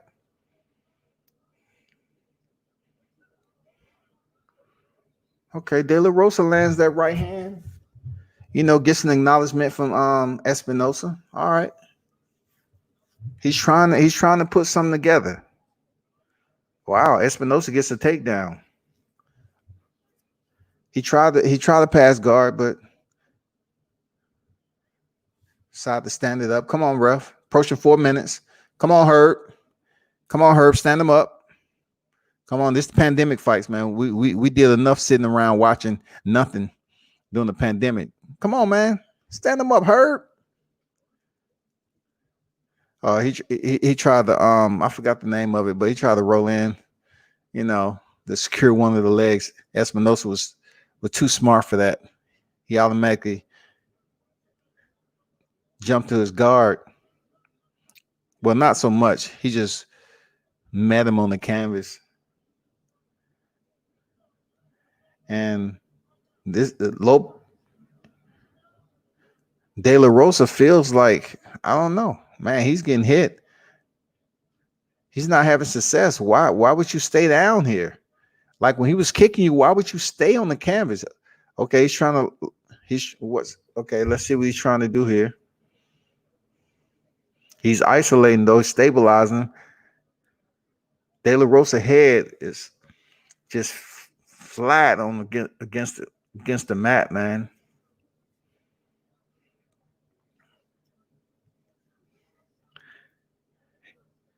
Let me see. No, he thought about it and then let it go. I thought he was trying to work for a submission.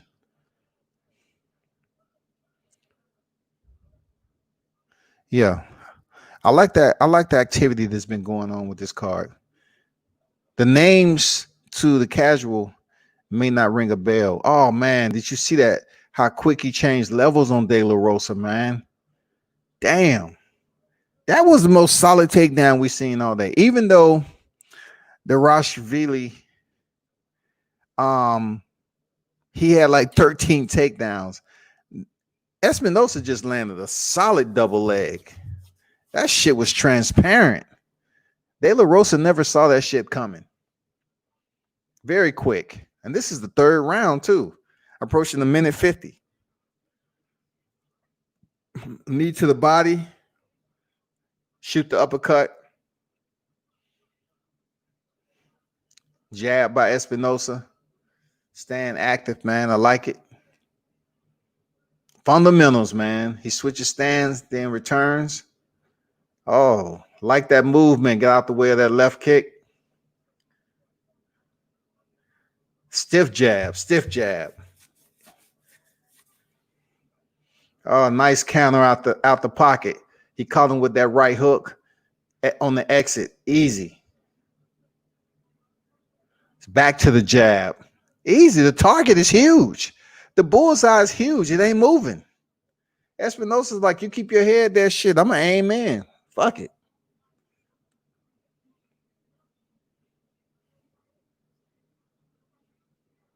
Mm. 50 seconds remaining. This has been a dominating performance. Give it up for Espinosa, man. Jordan Espinosa came in here post-pandemic. Man, did his thing tonight, man. Okay. De La Rosa stuffed that takedown, but I don't think, Espinosa was really trying to get one that time. 20 seconds.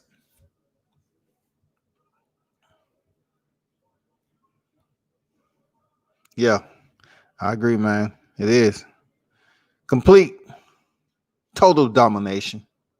Total domination, period. The fights are still cranking up, y'all. Yeah, I mean, this fight card right here was a sleeper, and it's basically performed some very solid entertainment, man, with some names you may not know if you don't watch, mixed martial arts often. You may not know these names, but if you checked out the card tonight, it was some pretty solid fights, man. Let me see what's going on with the protest down here in the A. They shut down the highway, man. Some people asked me to go out there, and I was like, I'm not going to shut down the highway. That's just not what my protest is about. Because it's only a matter of time before they start getting with it. These people are out on the highway. I thought about it. They still on the highway. Unbelievable. Unbelievable. Let me see what they're talking about. Okay, that's what I thought. That's what I thought. APD. APD is on the highway right now. But traffic is still backed up. Oh, shit. The protesters are still out there, and they're not heavy either. The protesters are not heavy on the highway. It's not like they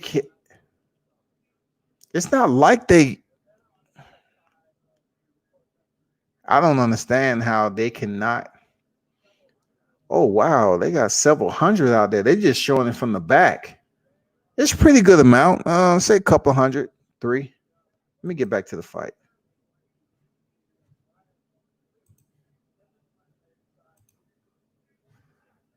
My fault, y'all.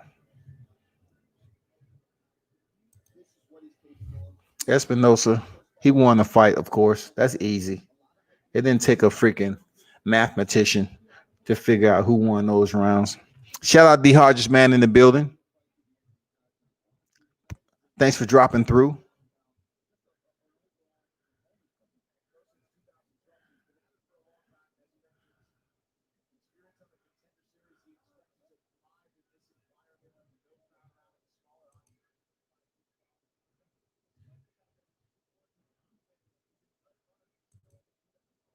Man, what is going on? Why y'all can't move these protesters?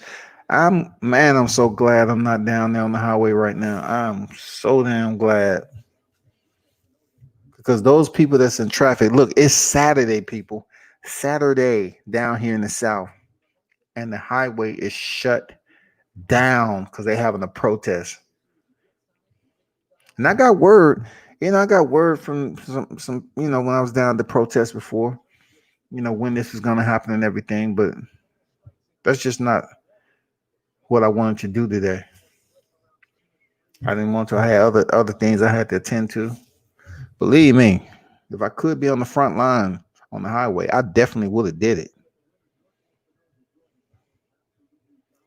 But we're gonna see how long it takes before the APD starts to get busy, before the mayor gets involved, before they really start making a point to get these people off the highway.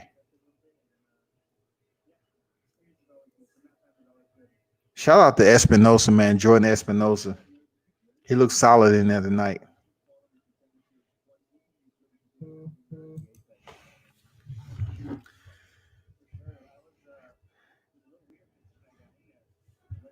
Man, I know this better not be Don't start hitting me up.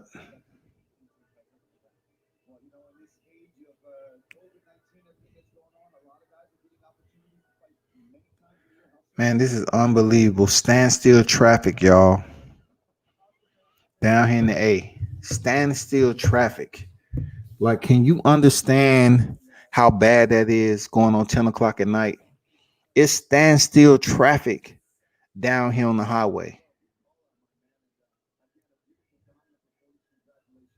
For the people who don't have a full tank or half tank of gas, oh man, and they probably like, dang, when is this gonna move? I can't imagine the energy down there, all the law enforcement officers, the protesters.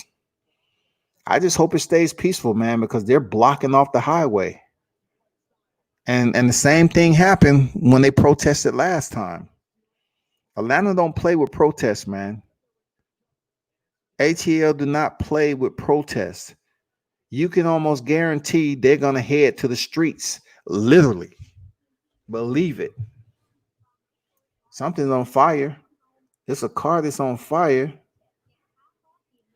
Oh, hold up, man. Hold up. I apologize, people.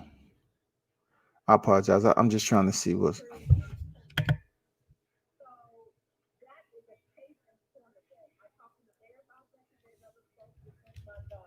We could have did that a different way. We would have a different. Gentleman was not being aggressive. He was actually drunk, and actually how they confronted him to de-escalate, not escalate. So to that point, I'm very upset about that. I didn't think they was gonna protest the dude who just got killed, but hey, this is ATL, man. We on a whole different type of energy down here. You know, I don't know if you heard about the guy who was killed at Wendy's, who was fighting off the law enforcement officer. A lot of people, you know, some people saying he deserved what he got because he was fighting and going for their taser. But when it comes to the point of a suspect fleeing, sometime being shot in the back, they don't care. But then again, the provocation initially that went down, man, they protested. They took to the streets. They say, no, man, you shooting people in the back. Like you can pick them up another day. Like you can use your taser. You can use something. But it was 2-on-1, and the brother got the best of them. You know, he did have hands on the taser. You know, he did throw punches, and then he ran past the car that was filming, and then you hear the taser go off a little bit, and then you hear shots. And you know, from what my understanding is, he was running away. He might have got shot in the back. African American man, and then pulling the trigger on. You're absolutely correct. I mean, it's absolutely process. I'm very upset over that. But when we talk about community police, even because of the 40 years, Man, they ain't playing down here. There's a lot of protesters out. Man, I'm telling you, you know, Atlanta, man. I'm telling you, Atlanta have enough people down here to cause serious problems during these protests. Man, there's so many transplants from different areas that's down here in Atlanta, man. And they're in they in the city though.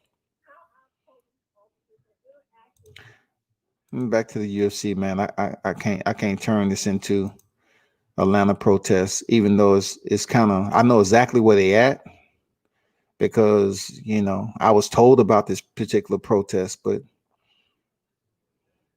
I didn't attend this one because I knew what it was going to be about. And it's probably going to be some people down there doing some stuff that, you know, I mean, we just had a guy get shot by law enforcement officers, but they were fighting. I mean, check out the video. They were fighting.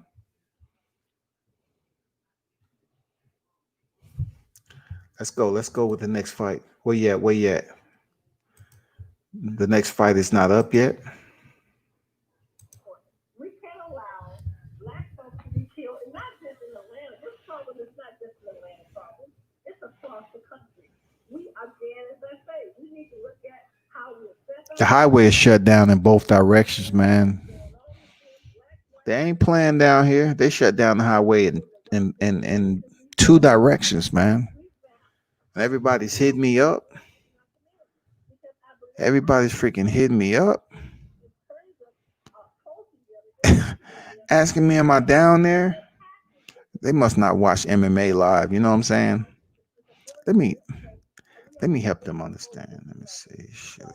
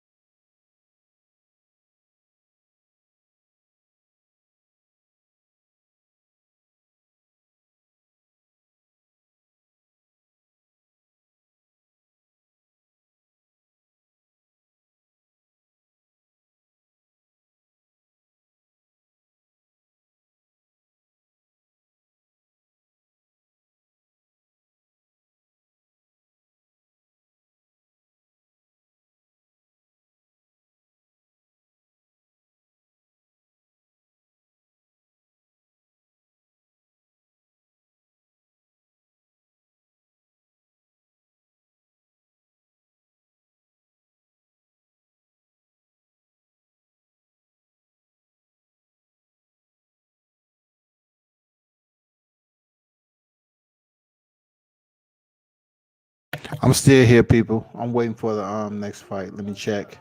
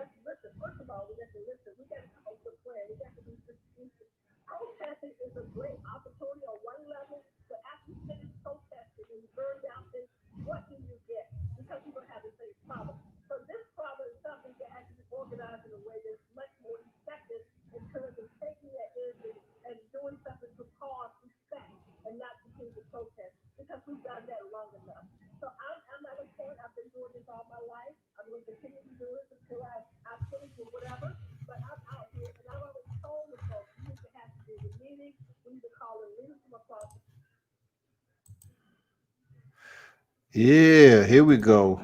This is gonna be a nice one. This is gonna be a nice one.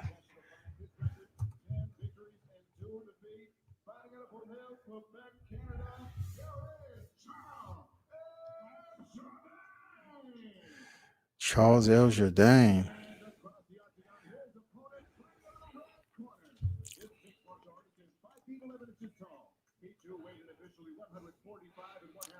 Charles Jourdain against Andre Philly. This is gonna be nice.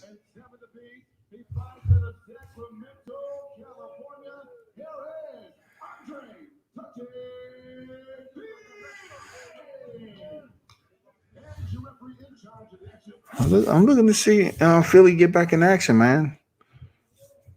He's a solid fighter. This is gonna be nice. What's going on here?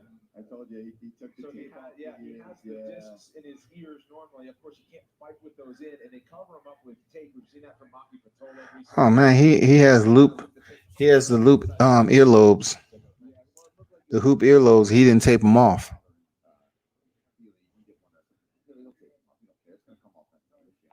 Yeah, you don't want those open during a fight. They rip your ear, man. So we're all set now. Come on, you know that, Philly. Andre Philly, the favorite in this matchup, minus 230. He'll be in the blue. Look at the scowl on the face of Andre Philly. Charles Jourdain in the black. This fight clock is Jourdain. U.S. Army. Let's see how he does against Andre Philly. Okay. Starts with a high kick. Okay. 2-punch combination. Starting active. Okay. He really trying to be active with Philly early. I like his striking. Jordan staying active every time Philly gets close. He blitzing with 2 solid body kicks. Andre steps away from that one. He's really trying to keep Philly on the outside. Nice straight left hand by Jordan. I like that. Dude is swift. Front kick. He's mixing it up. High kick by Philly.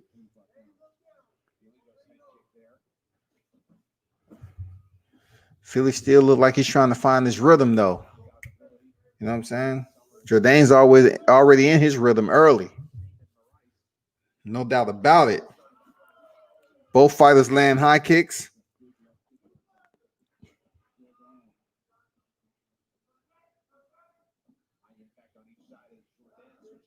Feints by Philly. He's faking with the legs. No reaction from Jordan, though.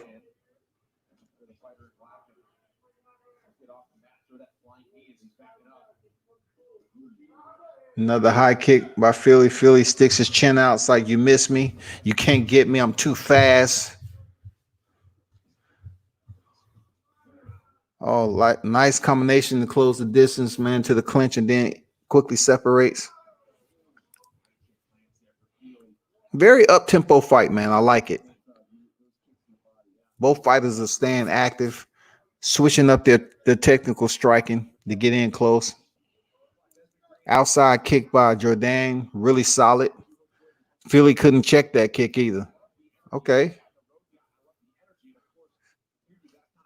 Another kick to the body by Jordan. Very active. Every time Philly want to close distance, he ring the doorbell with that kick. Like shit. He kicked down the door. He said, get off my property. Oh man, he faked the knee, y'all. Jordan faked the knee, came in with a combination, ducked out, and Philly almost lined him up with a nice kick, man. That would have shut his lights out. He almost lined him up. Spinning technique by Jordan missed. Philly's attentive. Jordan go back to the body. Philly again with a knee, a right side knee.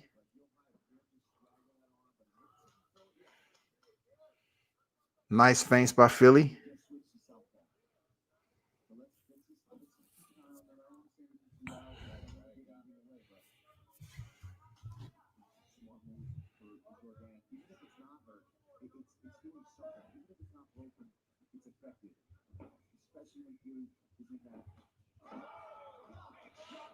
Oh, wow. Jordan dropped him. He finally connected, man. Heavy.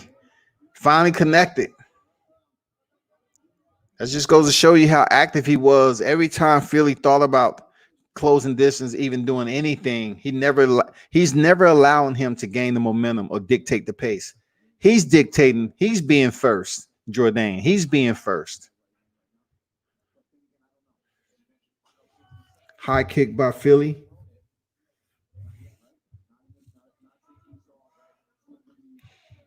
Okay, nice solid 1-2. No damage though. That front kick is solid by Jordan. Solid. He's keeping Philly off balance. He has him thinking big time. Because every time Philly gets in close, like obviously you're looking at a southpaw. I mean, he's not really switching stances heavy.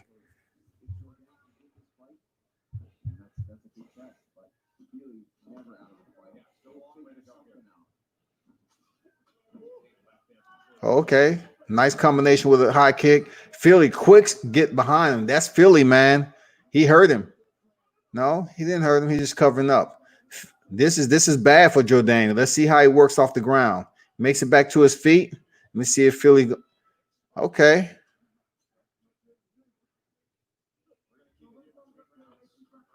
What is Jordan doing? Talking.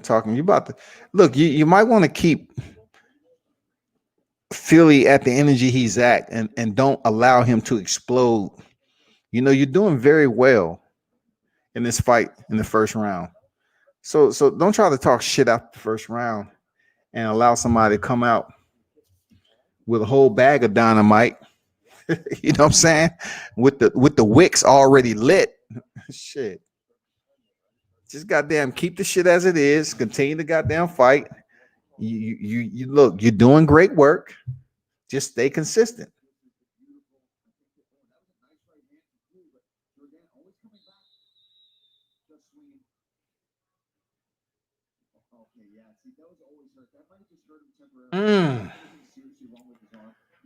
Look at that counter high kick by Philly, man.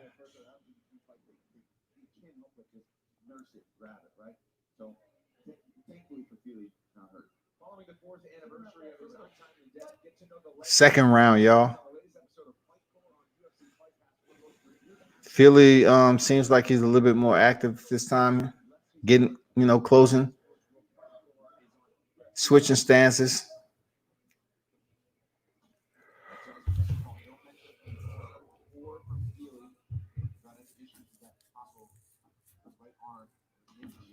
Nice jab, solid, stiff jab.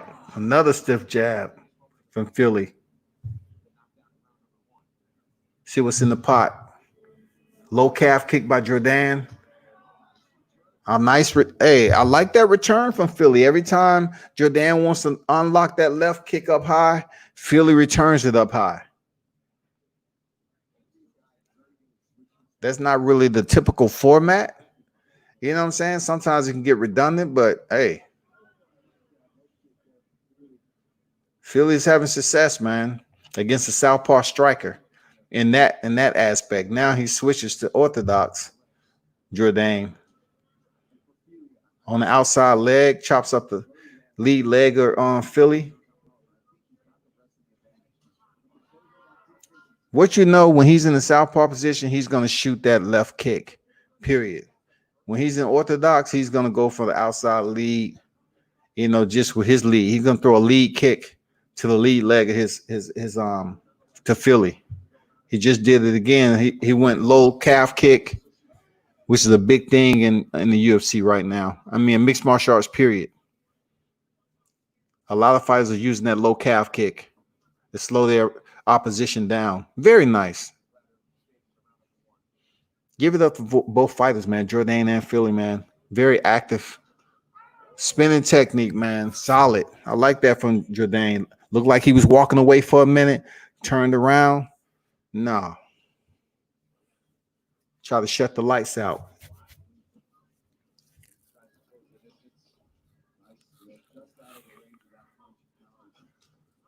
Nice stiff jab to the chest of Philly. And look, Jordan keep on chopping away at that lead leg of Philly, man. That low calf kick. Not that time, but the other two jabs, he was able to land that outside low calf kick. Is really productive, man.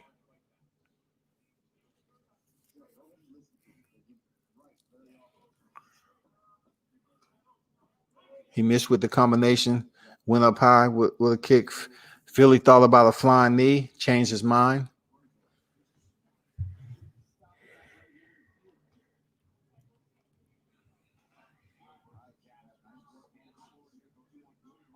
Philly staying active, though, with his punches. Both fighters, actually. Oh, nice right hand by Philly. Rock the head. Put him on the swing set for a minute.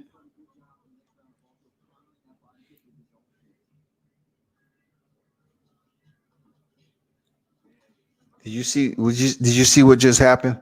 How Philly, shot the jab to the solar plex, and then quickly came out and tried to land that right hook. Very smooth. Very smooth. A low calf kick is effective. Oh my God. Then he went up top to the thigh. I like them lead leg kicks that he's doing when he's in orthodox. I like them lead leg kicks he's putting out there on Philly. I know Philly's feeling them because he's switching stance. I know he's feeling them. But right now he's back at southpaw. So we all know he's going to either try a high kick or inside leg kick. We'll see.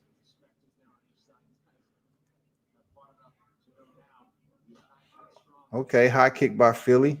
Missed. He's now in the southpaw position. You know, he's trying to get that lead leg a rest from being chopped up. Jordan came in with that straight leg. It was a while, but hey, oh man, Philly goes in for the takedown, gets it. He goes in for the takedown, gets it. Let's see what work he's able to do from top position. And let's see how Jordan works from the bottom. Man, Philly lets him up. Philly lets him up. No dice. They ain't playing on the ground. It's a stand-up affair right now. 10 seconds remaining.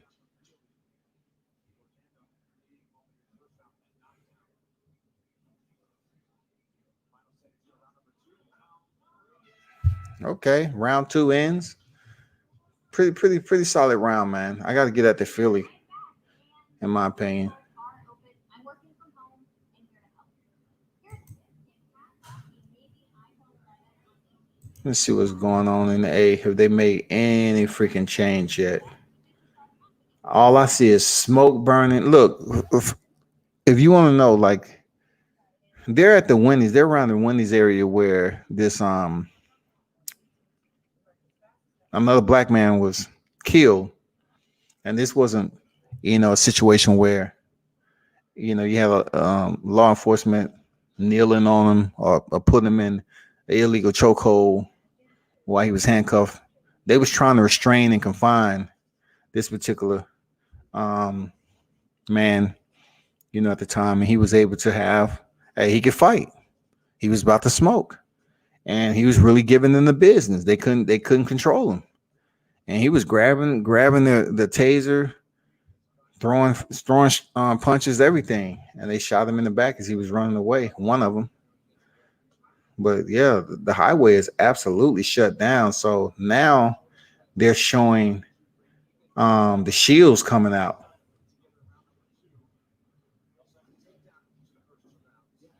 I'm gonna get back to the mixed martial arts. So that's where we at. Good fight, man. Philly goes up top with a high kick. Jordan reminds me of a young Carlos Condit. He does remind me of Carlos Condit, the way he, holds his hand and throws a strike. Very solid striker, though, Jordan. Jordan is solid, man.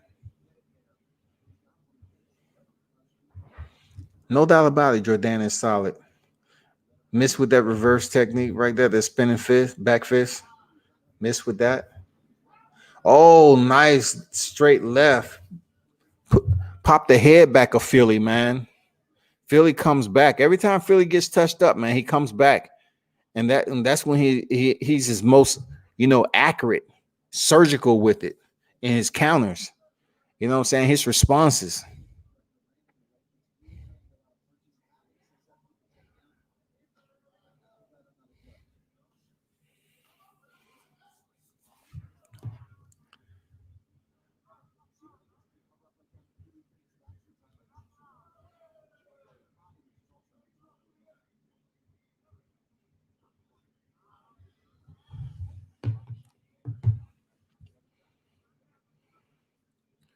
.320 remaining. Okay. Jordan tried to fly knee, didn't work. Good attention by Philly. Philly goes in for another takedown, double leg, gets it. Let's see if he's able to do a little bit more work while he's in the top position. It's the third round. It's a close fight. So let's see if he's able to stay. Yeah, he planned on putting in some work. He's committed. So he's staying close, chest to chest. We should see him try to work himself to side control, which he did. So, of course, Jordan turns away, close it, bring his knees in, and he makes it back to his feet. Beautiful transition. And once he was able to his feet, Philly held on to the body lock and took him right back down to the canvas. Philly is investing this takedown. He's trying to take the round. He's trying to win the fight. Wow, Jordan, give it up to him, man. The way he's able to, work his base back up to his feet. Good shit. Jab by Philly. Left hand.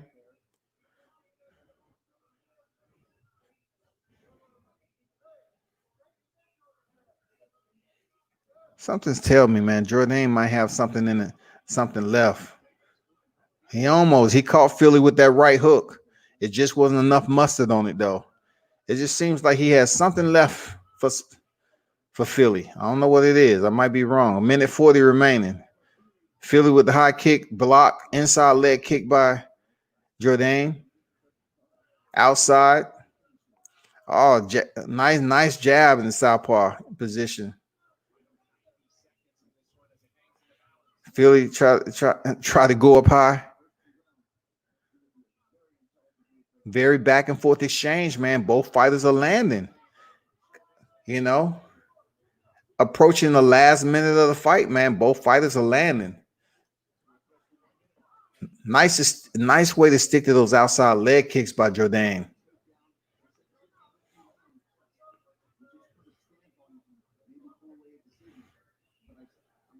55 seconds remaining.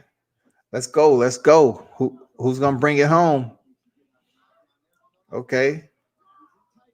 He changed levels, man. He tried to catch Jordan overcommitting on his punches coming in. He tried to change levels and get up on his hips.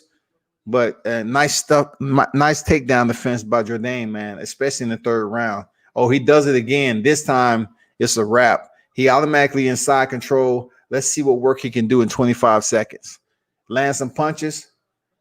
I'm not sure if he's going to even try for a submission.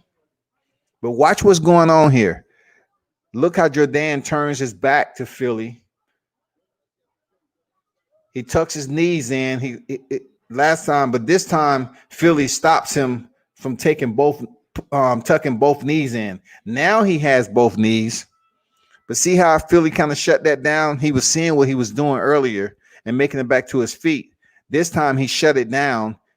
He restricted Jordan's right leg, and he was able to land some punches with his left. You know, very smooth, man. Intricate details. He said, this guy, every time I take him down, he gives his back, bring the knees up,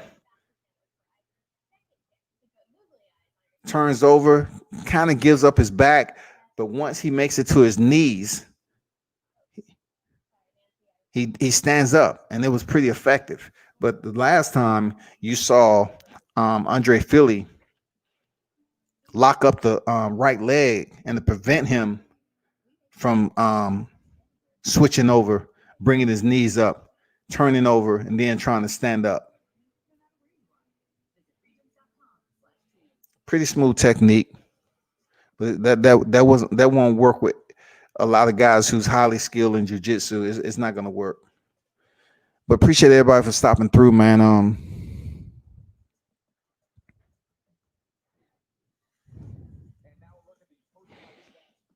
Hit the thumbs up button.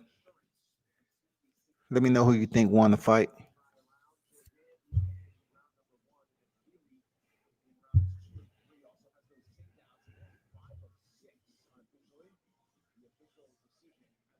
We'll see what the UFC judges have to say. Look at the tattoos on Andre Philly. Look at those tattoos, man. Wicked canvas, man.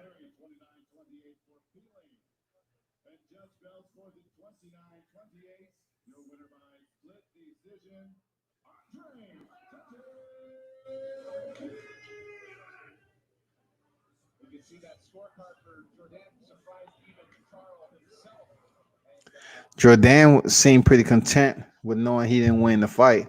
But salute and congrats to Andre Philly, man. I've been following him for quite some time, you know, through the ups and downs, you know. Give it up to Andre Philly, though. I'm waiting for them to come up here and give us the real fight of the evening. You know what I'm saying? We waiting on Carl Roberson and Marvin Vettori.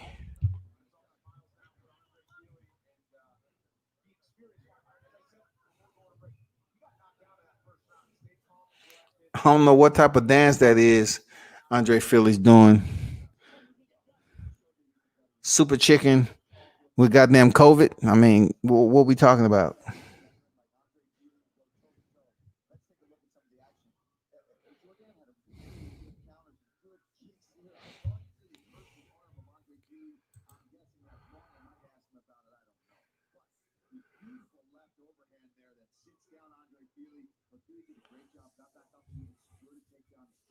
I'm just switching back over. I'm waiting for the next fight, trying to see.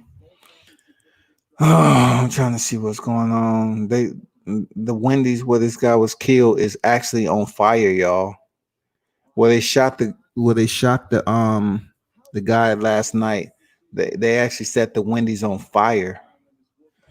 Protests ain't playing down here, man. You know, these people, whoever, if they from Atlanta, they from the A or they from somewhere else, they really using this freaking footprint to build up a bunker, man, and say, hey, we falling in ranks, man. You know, that's what they saying. Wendy's is on fire, y'all. No fire truck in sight. Those people had a job before this guy was shot. They had a job, and now they're gonna come back, and they ain't gonna have a job for a long ass time because the Wendy's has been burned down. It's only a matter of time before this place is engulfed in flames, man. They have more than one area inside the Wendy's that's burning. They have trees and everything else around the Wendy's that's burning. It's bad. It's bad for the people who had a job just the other day, and now that's been canceled. There's no way that drive-through is operational. It's on fire. It's done. It's done. Okay, they didn't deal with the club that was next to it. Okay. Okay, they off the highway. We see some cars moving now. So finally, man, I can't imagine what the tension was like down there with both sides of the highway freaking being shut down.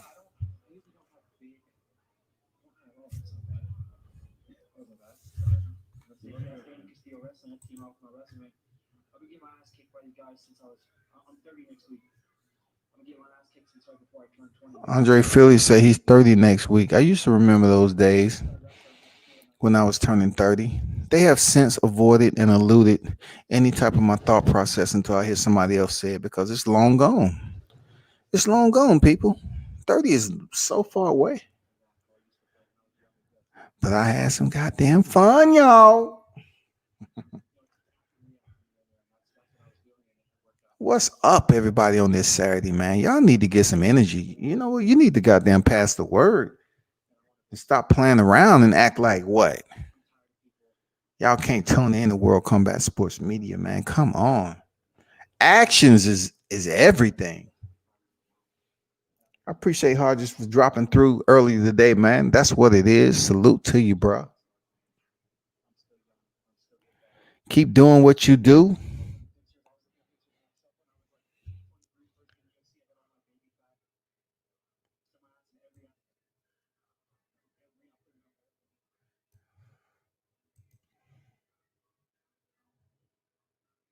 What are we doing?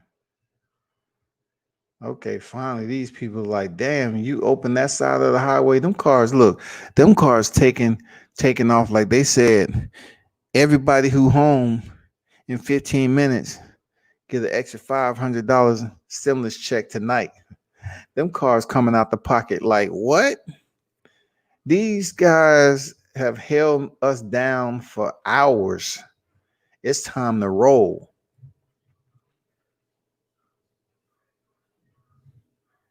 Them cars are taking off like it's NASCAR. Like it's the first lap. Damn. Oh, that's just one side. The other side is still being held. Man, it must suck. It's going to be some pissed off people going in freaking Sunday.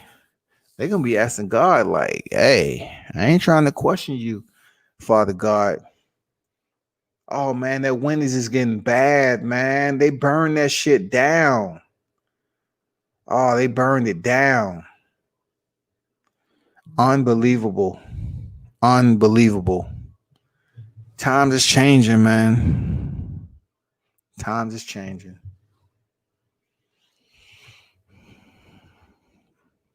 Places are being burned down wherever the spot happened. Wendy's didn't have anything to do with it. It just happened in the parking lot. But they burned that thing down to the ground. Anyway, like I said, not to get too far off. This next fight is gonna be fire. This next fight is gonna be on point. I just can't wait. Y'all stay tuned.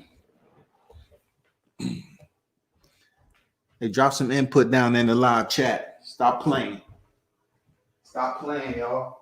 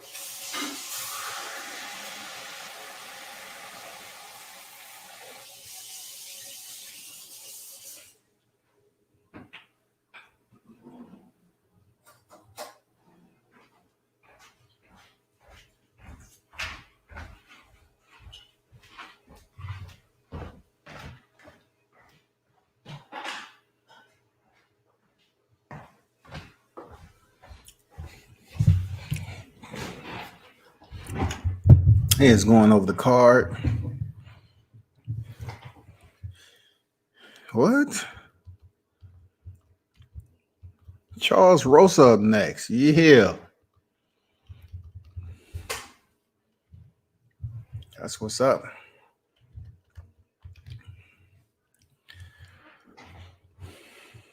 Charles Rosa versus Kevin Aguilar is up next, man. I'm telling you, this is going to be a damn good fight to set the tempo for Roberson and Vettori.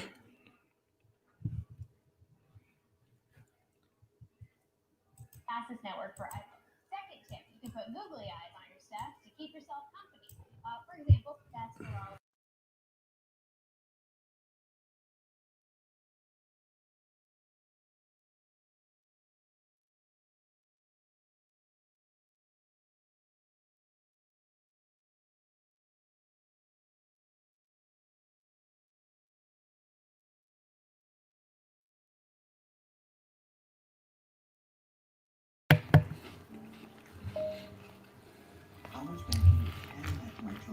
Hey, hit that thumbs up button, everybody who's in the building, man. If you got any questions, drop it in the live chat.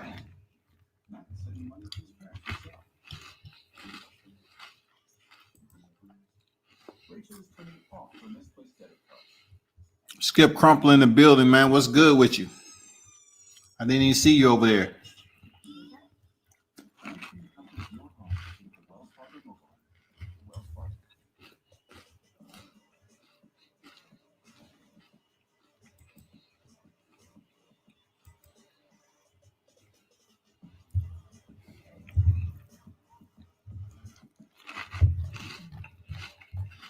Awesome to be back in the fight capital of the world. And the fighters aren't the only ones. The strip reopening just last week to welcome the masses. Great to have the lights back on the world famous Las Vegas Strip. And hereby the UFC Apex. We continue with the action. 3 more fights left. Never one to back down from a fight. Kevin Aguilar has been in plenty of them since arriving on the UFC roster a few years ago. And expectations are high for another memorable scrap against Charles. You know, Charles Rosa just coming off that bout with Bryce Mitchell, where, you know, he was dominating in jiu-jitsu. Let me see if how he's gonna do against this opponent. I mean, he didn't take a lot of a punishment, but Bryce Mitchell just told he was the more dominant grappler, man.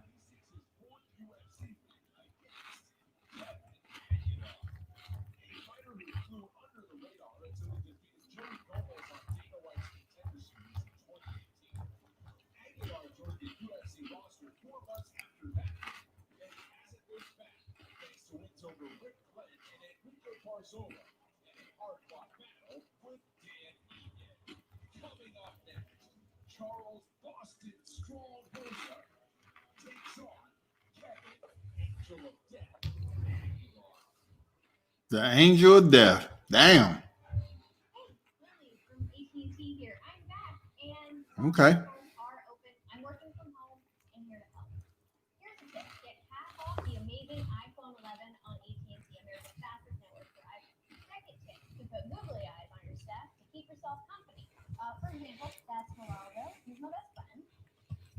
Oh, sorry, Nancy, I forgot you were there.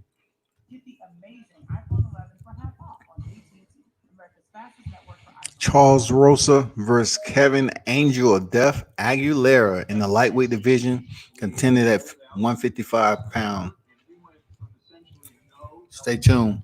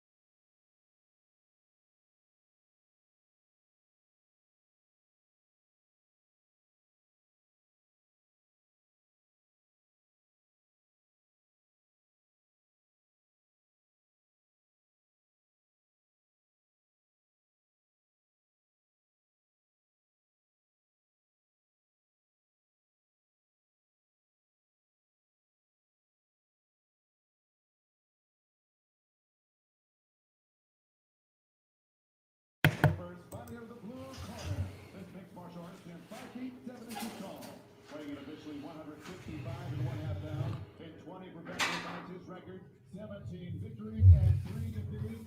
Fighting out of Longview, Texas, Angel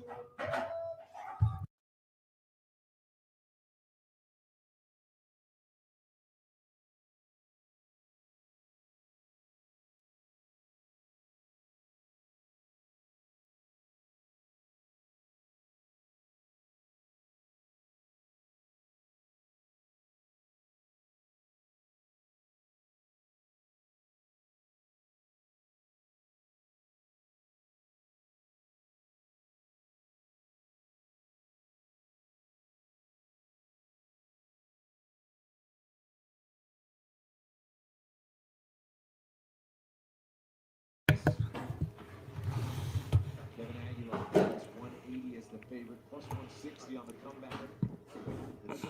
Let's see what success Charles Rosa has with Aguilar. This is going to be much more of a style that matches up well to Charles Rosa. Man, he comes in there and meet a jab already, Charles Rosa. Man, he's on the canvas twice already. Maybe he needs to just stay long for right now. You know, just strike from a distance, because every time he's coming in, he's landing on the canvas with a jab. Aguilera might have a little bit more power. Now Charles Rosa switches to the southpaw stance. He tried that overhand left when he came in, but it didn't land. Inside leg kick by Charles Rosa. Aguilera's just taking his time. Aguilera looked like he has some power in his right hand. You know, he's trying to, fill him out. He's trying to fill out Charles Rosa, who just came off a dominating loss against Bryce Mitchell. But, the angel of death is no Bryce Mitchell. Not yet, of course. Nice kick to the lead leg by Rosa. Rosa with a sweeping right hook. Misses.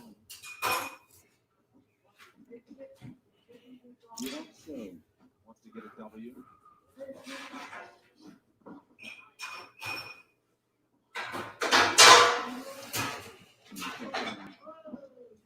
Shot there from Rosa.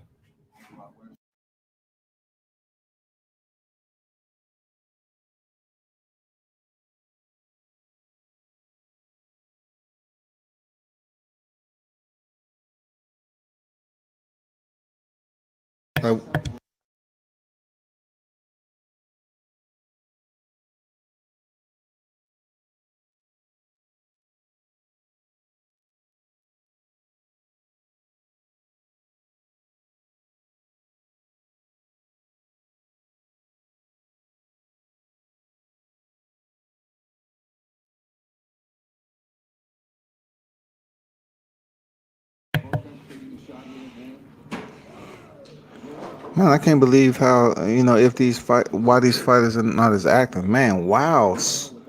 Wow entry by Aguilar. He didn't set any of that up. He was swinging wildly.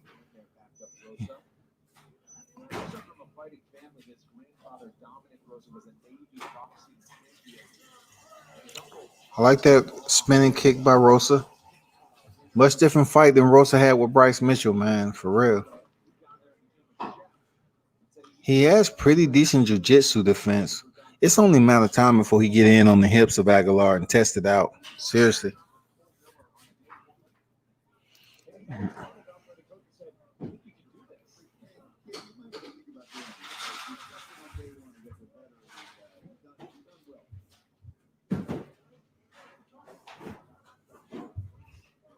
Nice jab by Aguilar. Try to come with the overhand right. Barely misses the chin.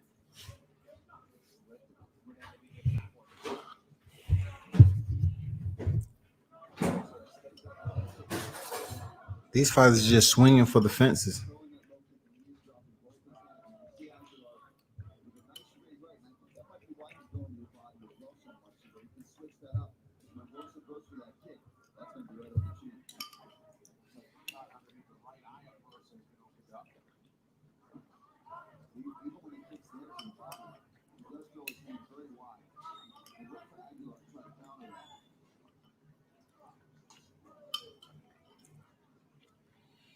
This fight is very loosely attached to anyone having the minimum. What I tell you, Rosa ducks in for a single. I told you it was a matter of time before he tried to go for a takedown, but Aguilar he handled it well, man. That time. It's still the first round, 20 seconds remaining.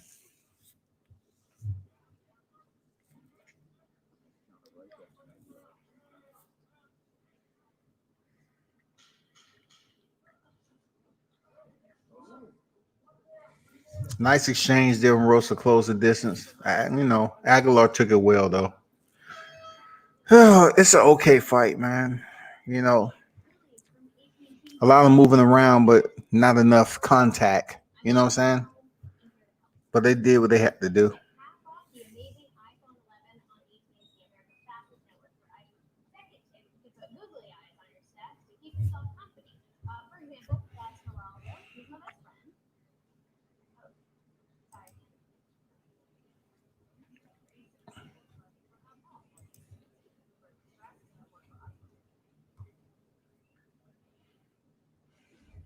I'm just keeping the status, from down here in the ATL, that Wendy's, that um the suspect that was the attempt to apprehend, the Wendy's that he was at, man, is basically burned.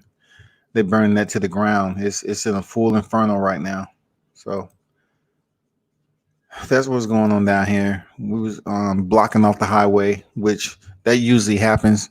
The protests that usually happens down here, and it's no telling, when the traffic is going to continue and resume, you know, progress. When is the APD will be able to release both sides? They released one. I think they still working on the right side though. Second frame on deck, Charles Rosa. Nice left kick by Rosa. Charles Rosa against Kevin Aguilar. Aguilar is game. I can say, both a game, but inside leg kick by Rosa. I mean, as far as the tempo goes, it's just you know, it's just the same all the way across. Nothing really lighting up the place right now. Especially in an arena where there's nobody in the seats. You know what I'm saying? Rosa, is back quickly from that dominating loss by Bryce Mitchell, which I'm surprised he haven't really tried to go in and lock in on those hips and get a takedown. I mean, he did fairly well when Bryce Mitchell was on top of him. I mean, he defended the twisters. He defended multiple submissions, man. So he's pretty solid on the ground. And from what I understand, Charles Rosa is a black belt in BJJ, if I'm not mistaken.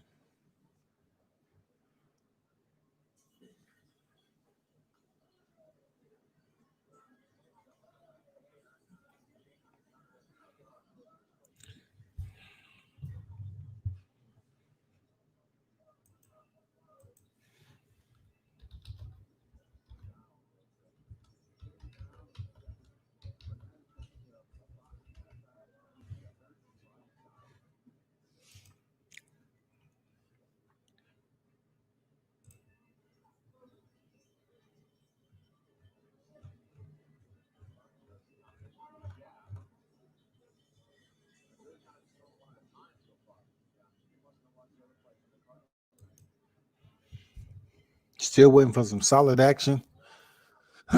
Come on, Charles Rosa, go to your jiu-jitsu, bro. You're black BJJ, man. Black belt in BJJ, aren't you?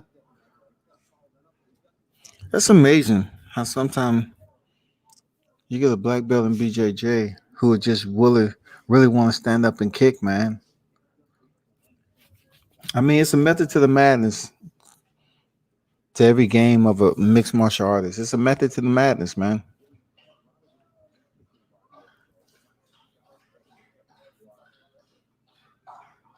Sometimes they just want to knock their opponent out. They already know they have BJJ. They just want to land. They want to put hands on them. And plus, Rosa might think this would be a good fight to him to work on his stand-up game too. You got to take that in consideration. Good kick by Aguilar. Still hanging tough.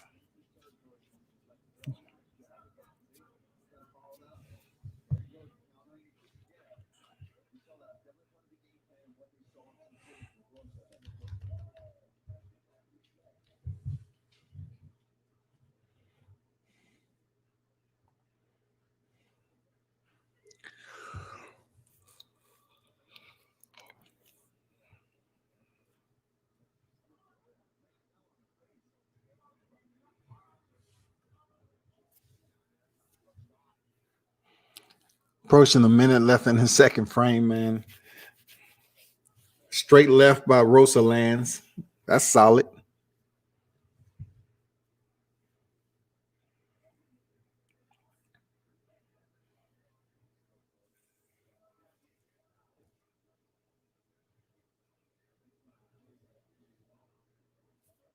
It's kick for kick, punch for punch, but the timing in between, not so much. It take them a while to exchange, very active exchanges, man, that really fire up the corners. This is a very moderate pace fight right here. Nice kick there by Rosa. Aguilar tries to respond with a Superman punch. Both fighters come together, swinging wildly. Nothing really landed. Aguilar with a nice outside kick. That punch Rosa just landed freaking pissed Aguilar up, but Aguilar off. But Rosa's the one that's cut open. Rosa's cut open right now. But I have Rosa winning the fight.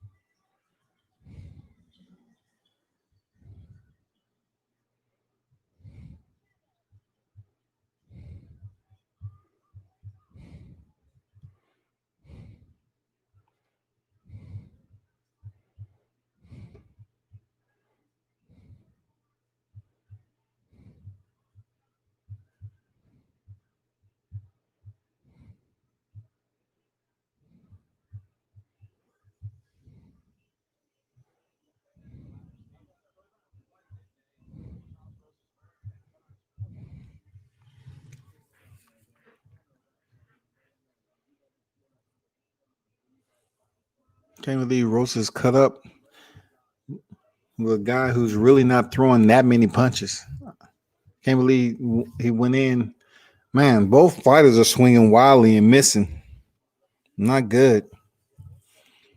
Man, Aguilar is just freaking reaching back from his kneecap trying to land the right hand. Seriously.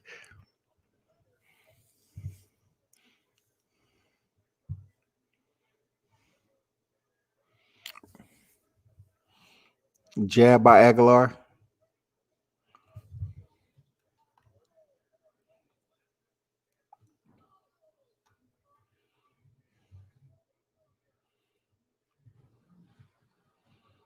Man, how can Charles Rosa let him keep sticking that jab up like that? Rosa's just taking more punishment he did against Bryce Mitchell a little. Like, what is going on here, man? I just don't understand how he cannot.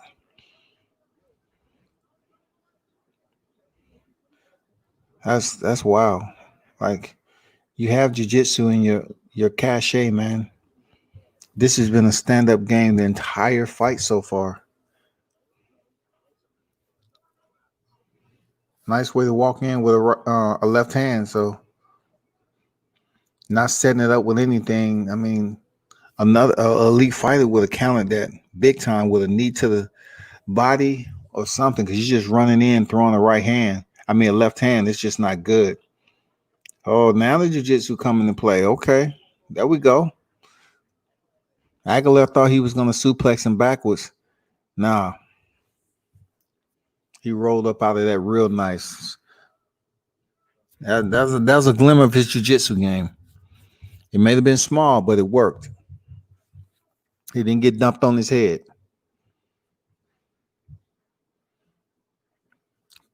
Grosso, what's good, man? Peace, fam. Rosa keeps switching stances like a poor man's wonder boy. But his distance balance and counter striking is trash. I agree, man. I'm very disappointed in the way he's taking this fight, coming off that fight with Bryce Mitchell. Like, he didn't get subbed out. So I'm not understanding why he is fighting like Stephen Wonderboy Thompson. It's just puzzling me every round. I'm like, why are you fighting like Wonder Boy, Darren Till? What's the point, man? You better than that, Rosa. He a black belt in BJJ, man. How many takedowns have he went for? 2 minutes remaining in the last round.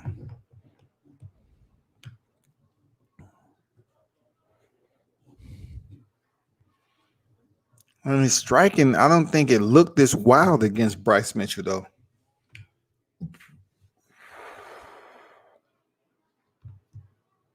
Okay, straight left, landed. Aguilar took it. One thing I can give Aguilar, he has a nice jab, though. I don't know if he has any prior boxing in his repertoire, but I like that jab. But that wild right hand he just threw, no. Nice stiff jab by Rosa, who's bloodied up. This is a sloppy fight. I'm just saying it's sloppy because I really thought it would be a much tighter fight than this, for real. No way. He changed his level. I was just about to say, no way you're gonna let that guy take you down, Rosa.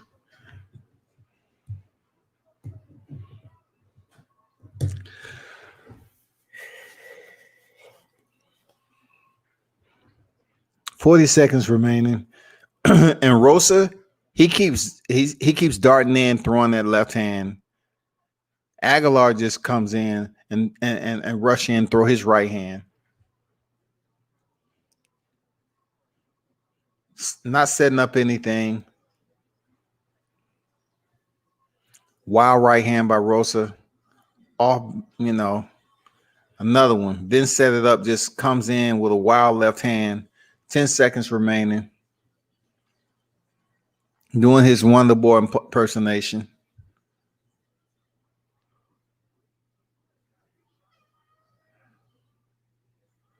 Jesus, that's crazy. I didn't expect Rosa to come in here and look like that.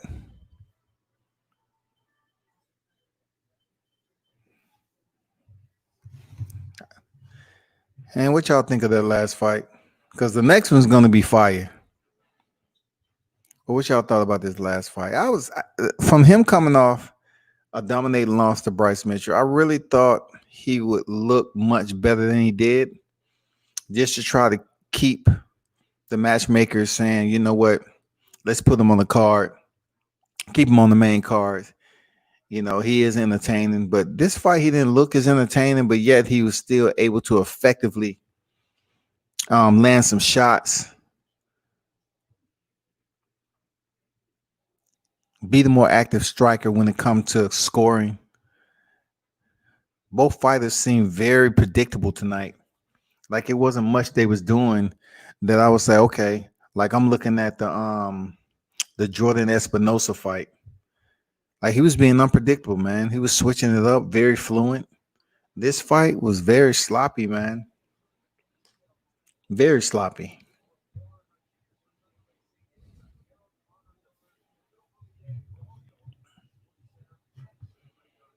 Well, help us plan and implement a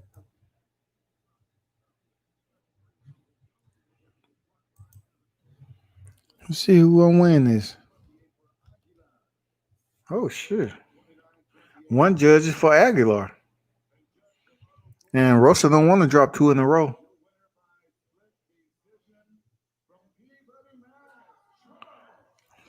Rosa gets a win. He gets a rebound win. I'm happy for him. He gets a rebound win. Salute to him. Congrats. Yeah, both guys had their moments, but I think the third round, man, you saw Rosa was keeping his distance. He was landing those shots, really busting up the face regular. The cut was not even because of a punch. It looks like it was because of a head fight, so that might have swayed the judges if they didn't know that. But I think he had done enough. I agree with that decision. He was smarter, calculating, kept the distance at his range and fought his fight. Joe Martinez with that Massachusetts.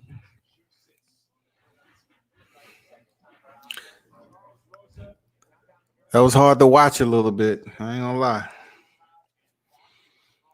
I didn't learn anything. I like to learn something. Well, I did learn something about Charles Rosa. Coming off the fight with Bryce Mitchell to now, he definitely used his stand-up game, but Bryce never allowed him to get close to doing this shit. You wouldn't even think you wouldn't even think Charles Rosa would fight the way he did coming off that loss because Mitchell just made him fight a whole different style. None of this kickboxing shit, taekwondo, none of the wide stance. It was freaking defend, defend, defend, defend. You know what I'm saying? Stop playing.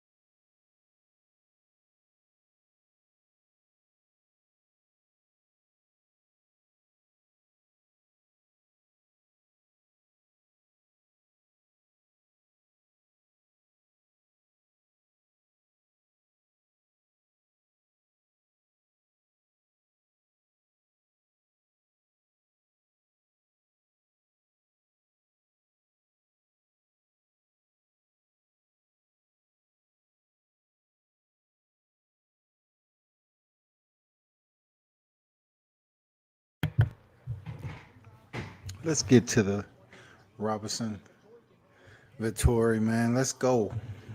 Get some heat. It's been a little chilly in here. We need to get some heat up in this month. It's time to get some heat up on this card.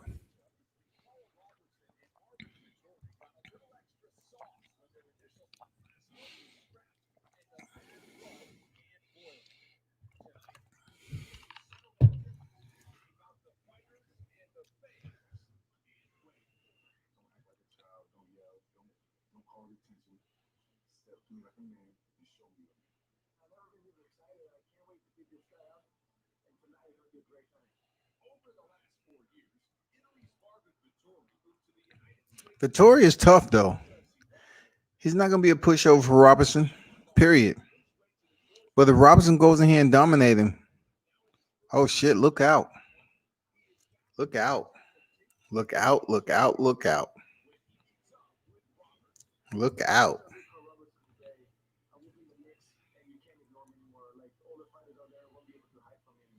A former pro kickboxer, New Jersey's Carl Roberson has clearly evolved as a mixed martial artist since Robertson's striking is lethal.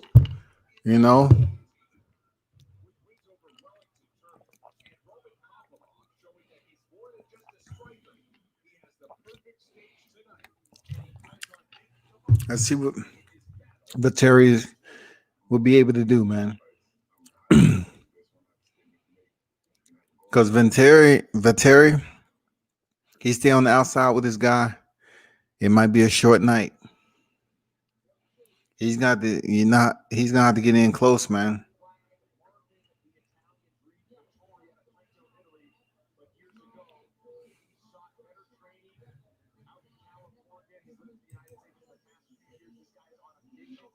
Oh snap. Wow. My fault, man. They just showing flash across the screen the Wendy's is just an inferno right now. They burning down the city, man. Wow.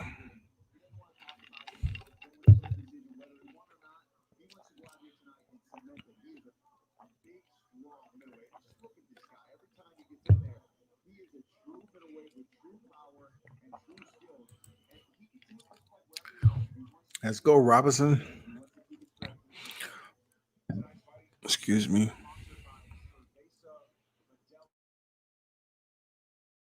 Is up on deck. Let's go. Let's go. Let's go. Let's go. You know.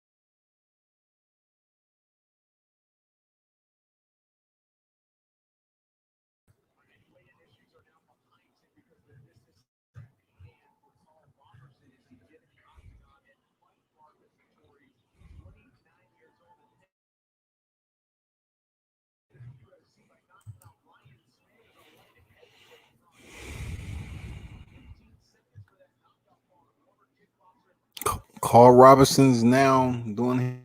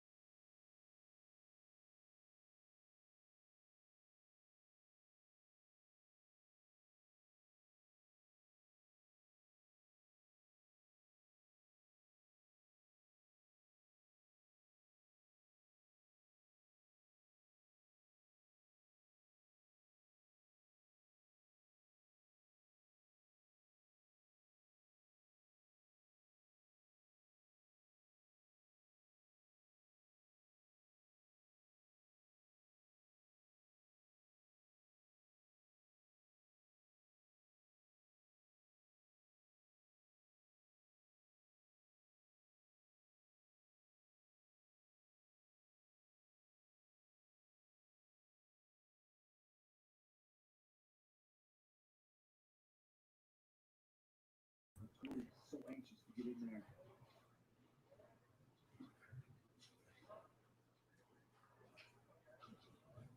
I'm anxious. She wants it. Yeah. Who's going to throw that first shot 30 seconds in? posture between these guys. This is in the middleweight contention now. This is 185. These big boys. Filling out process. Roberson tried to come over with that left. Vettori with a left straight down the middle.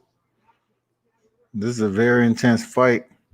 You can tell by the look on Vettori, you know. Oh, Roberson came over the top with a left kick out of nowhere. Dangerous, dangerous, dangerous. He didn't set that up. He didn't wind up none. That came out of nowhere, just like swinging a hammer.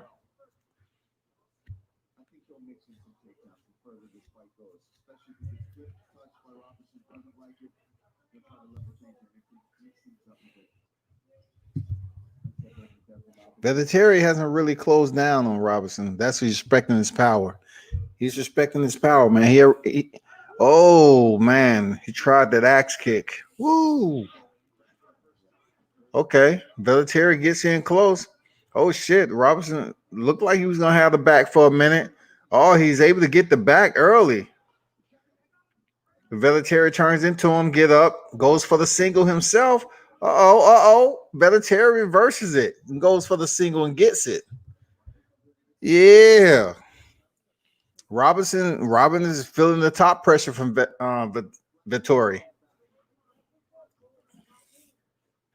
Not too much damage going on there, trying to control the post hand of Roberson, who's on the bottom. His right hand is posted. Now he's flat on his back. So Vettori is basically in half guard right now. He want to land some of these elbows. You know what I'm saying? He want to land some of them elbows with his left hand, but haven't been able to do it yet. Approaching 2:15 in the first round. He got the underhook. That's Vettori's got the underhook. He want to try to bring him over. Oh, nice. Roberson rolls out of it. Still.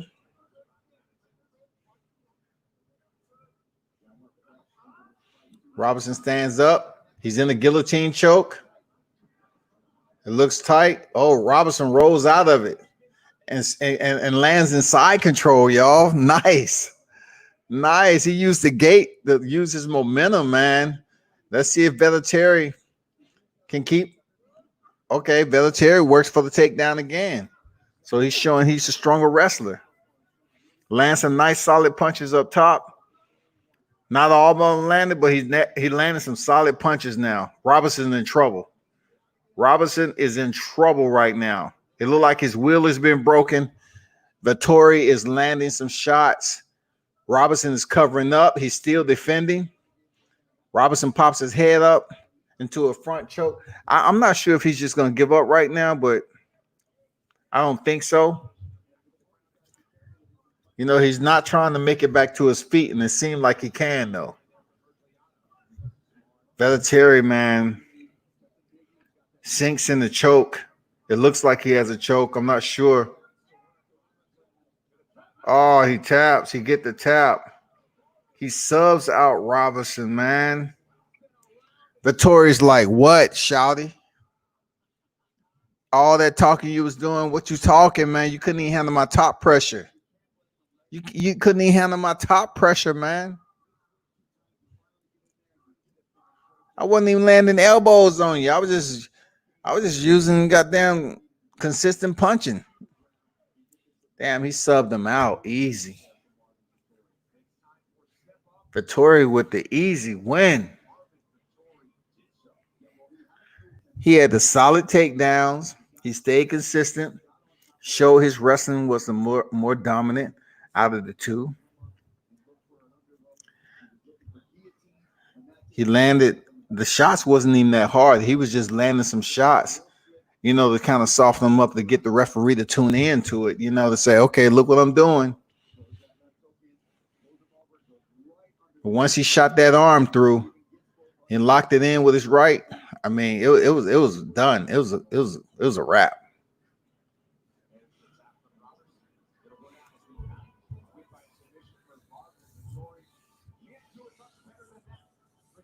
How can they have Roberson as a higher betting favorite over Vettori? It's hey, I don't know. Sometimes they have some bad betting favorites heading into some of these fights for real. But good win from Vettori. Good win from Marvin Vettori, man. He went in and did what he had to do, man. And he didn't play around with it either. Good win. Solid. Solid, man. I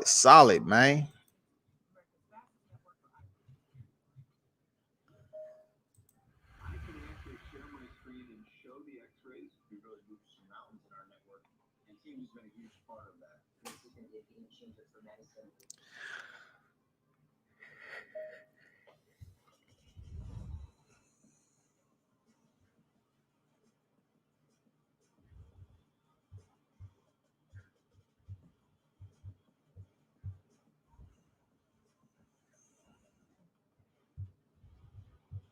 UFC Fight Night is presented by Botelho.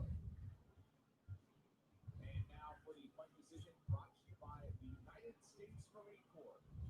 Here's George. They say United States Marine Corps. Oh, raw.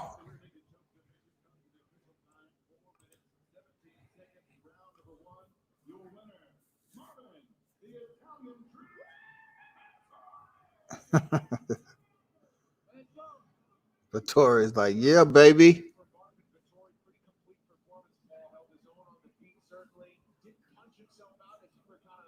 There's no love lost between them. They say, shit, fuck all that. Ain't no hugging, no goddamn dapping, no nothing, goddamn it.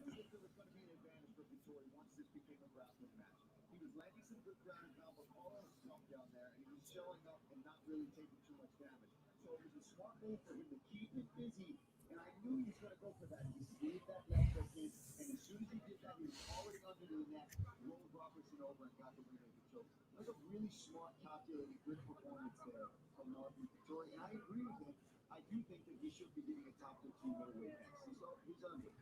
Yeah, well, he beat Andrew Sanchez last time out, Cesar Tachi Fajeda back in Sacramento. And you can see the fight summary there, over 26 minutes. A lot of ground and pound there, but it looks like he was sound out with every single shot. The two takedowns, got the tap out with the second submission.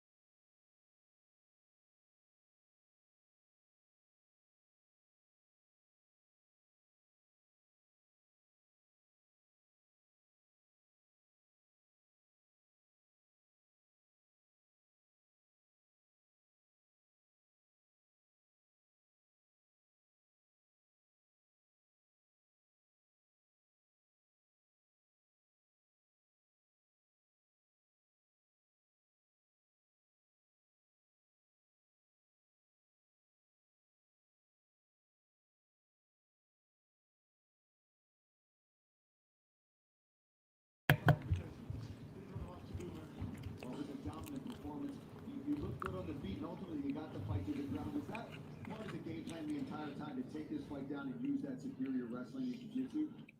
I'm just ready all the time, and I train with like they play like no Gracie or no Tracy. Like you know, these are just a different level. People are just humble over all and the gym. Like, these guys are just different level for the ground. So when he was like when he said somebody told me that in the video that he thinks his grappling was better than mine, I was like, he's scared because he goes like he says that so he might scare me to get it down, you know. But I know my honestly, man, I think I'm the best I want. So yeah. You've proven that more and more tonight. That's 3 in a row for you. You said, I heard you're shutting out the day. You went top 15 next. I think you've earned that. Is there anybody in particular, and what would you like to get back in? Listen, everybody's in touch with me right now. I don't think we can hide anymore. I have some support the back of my name. And man, I want names. I want to climb back to the title shot and make the weakness with that designer. It was so close, we have to redo it. No matter who says I want it, who says he want it, you have to redo that. He speaks more about me than anybody else, and I'm not even ready yet. So, again, I have to turn myself all the way up. Marvin having a dominant performance. Congratulations again, Marvin. I won my first 50 G's on my UFC fights. I had 8 fights with today. Never had that guy. Just don't come to me for it. I'm not the man. Go out and play. Congratulations, Marvin. Beautiful job, buddy. Thank you, folks. All right, have the bleep button ready for Marvin Vettori, but trying to get that bonus. Stiff competition for that tonight, but big performance for the Italian.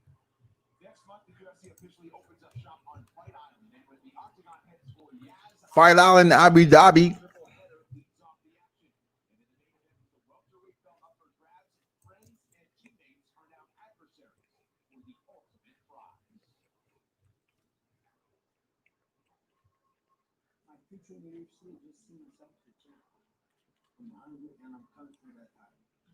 This is a world-class Brazilian jiu-jitsu practitioner, second-degree BJJ black belt. He's a phenom on the ground. Gilbert Burns in the building. Facing Kamaru Usman. They doing promo. Since going up to welterweight, he has been on fire. Took out Gunnar Nelson on short notice. Took out Shevchenko, a 20-0 undefeated Russian on short notice. Then he came back and knocked out Damian Maia to put himself in a real high-profile spot against the former champion Tyron Woodley. And what did he do? And he dominated. He delivered. Oh, wow. Look at that. Gilbert Burns wanted a changing of the guard, and perhaps we can. Man. He's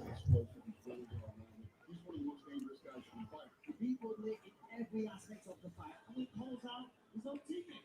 I love it. I love the champ. I'm trying to find Kamaru Usman, but I want to fight for the title. No disrespect, but he's only one champion. He's only one that holds the belt. I want to hold the belt. Good on him, man. He got the shot, man. He called out his own teammate. Gilbert Burns gets a shot. Wonder how that's going to be because they have familiarity with one another so much.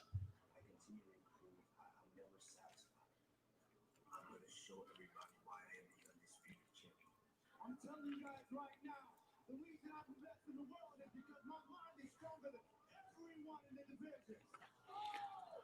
We'll see, man. Because you're not the most entertaining.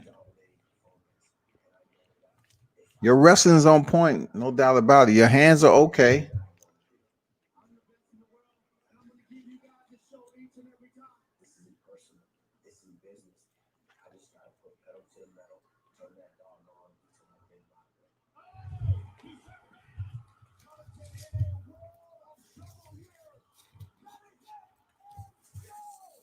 I think right now it's my time to be the champion. I dominated. I'm very hungry. You go, Gilbert. Get this win. And I can't wait to shine under those lights.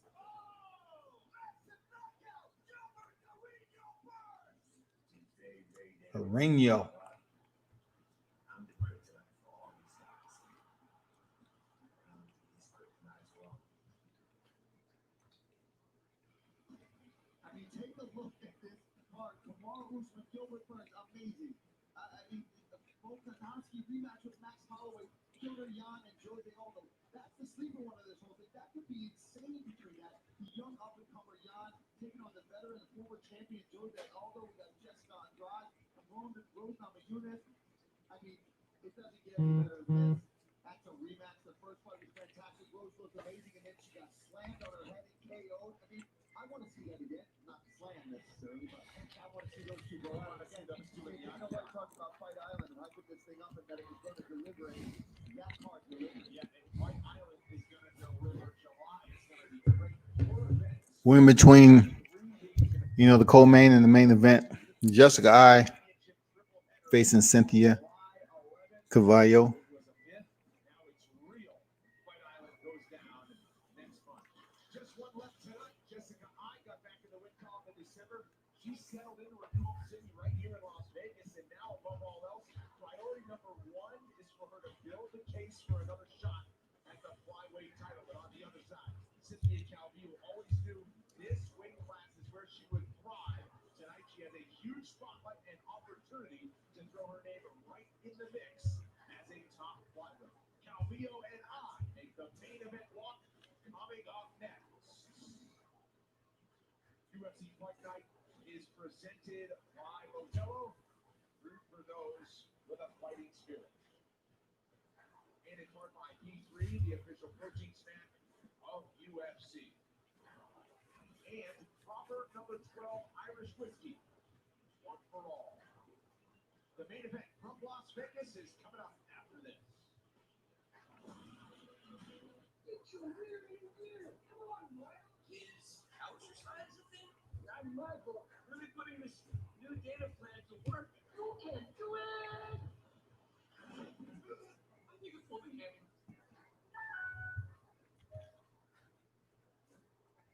Definitely a CK.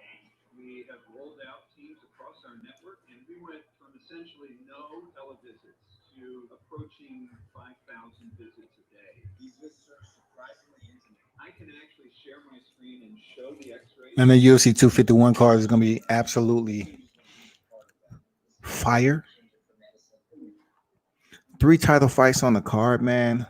Of course, with Jessica Andrade and Thug Rose Namajunas. The winner will probably get another title shot at Wally Zhang. The young Japanese star who's taken the strawweight division by storm, man. The first Chinese world champion over there at the UFC. So, yeah, man. Looking forward to seeing Rose Namajunas get back in here and potentially avenge that loss against Jessica Andrade. We will see. We will see. But we know the fight we all want to see. We want to see Kamaru Usman against Gilbert Burns for the welterweight championship. But then again, we want to see Alexander Volkanovski against Max Holloway. And then, of course, we just want to see if Peter Yan is able to go in there against a legend like Jose Aldo, who's dropped down to 135. And this will be his second fight at 135, bantamweight. Yes, sir. Absolutely.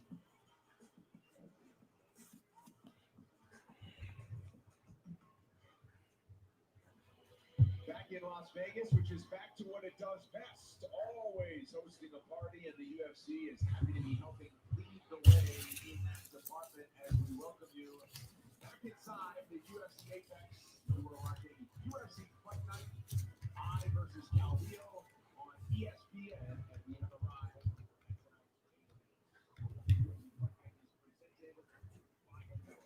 Main event on deck, everybody who's tuned in. Drop your comments. Appreciate the comments, Grosso Hodges.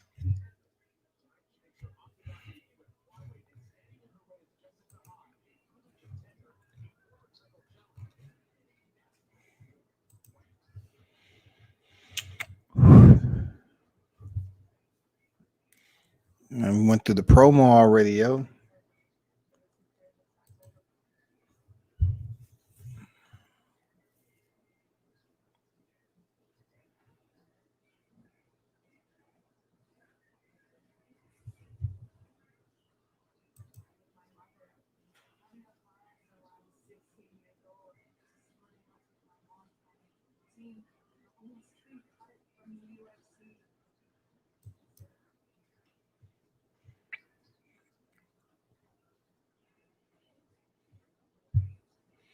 is indeed the last fight of the fight card. And it's been a pleasure, though, as always, with Muddy Flats, Mixed Martial Arts, brought to you by World Combat Sports, covering boxing and MMA, as always. As these fight cards come on deck, man, whether it's boxing and MMA, yes, it's good to see them back on the big screen, and we can tune in and do some quality media. Because I'm going to be honest, I got tired of people talking about Dan Terrence Crawford and Deontay Wilder every other day. Like, what socks they wearing? Goddamn, who said what about this? It's so many fighters in both sports, man, to talk about. You have to basically broaden your scope of reporting. You have to broaden your scope, man, expand it, and talk about some other fighters. Errol Spence ain't do the Errol Spence not do the step back in the ring to near the end of the year. So it's June already. How many descriptions can you put up there about Errol Spence?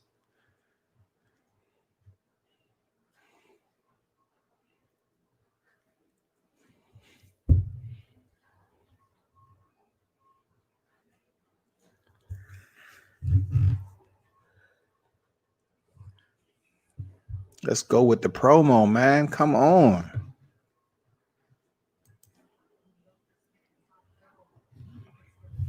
Let's go. We've seen this already. We've seen this already, homie.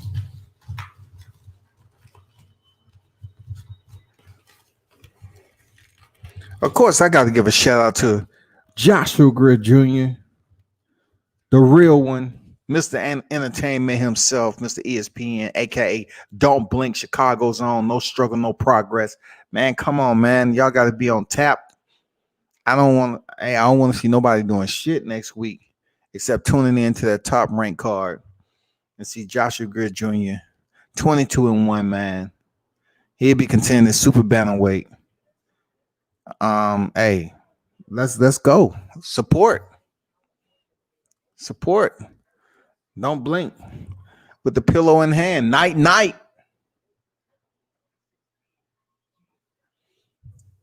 Cynthia Calvillo is making her cage walk.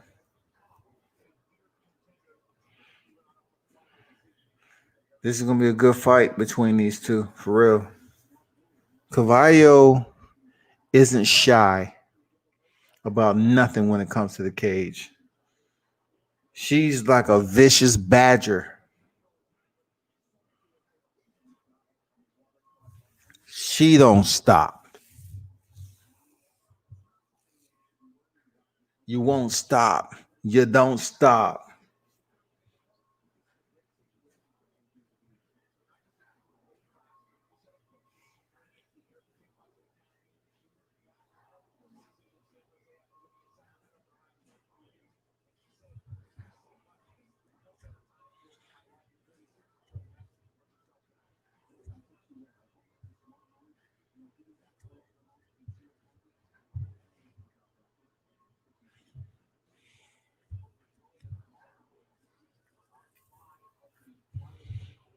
But Jessica ain't no joke, though.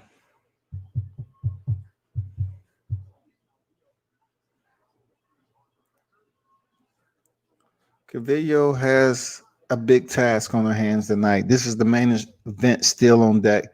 Finally on deck, man. At the Apex Center, the UFC Apex Center in Las Vegas. So finally on deck. And the fight cards didn't disappoint. For the most part, they was entertaining. Like I tell everybody, in order for you to really learn about the sport and what you're watching, who you're watching, you have to watch cards like this.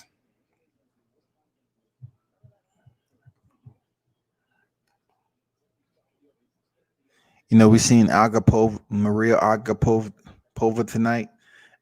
She's extremely entertaining. Look forward to seeing her stepping back in the cage. She's fairly unknown. Didn't make it out of the Contender Series. Now she's on the big screen and was able to get a little bit of shine in the blackout card. So look forward to her. look forward to hearing from her. Pakistani fighter, look forward to seeing her up there. There goes Jessica I. Jessica I.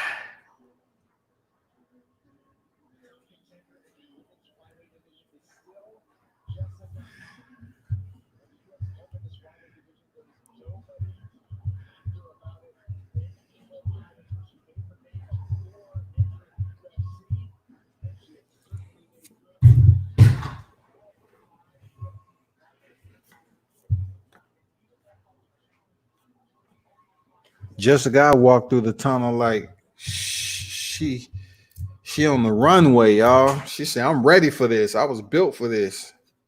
Don't play."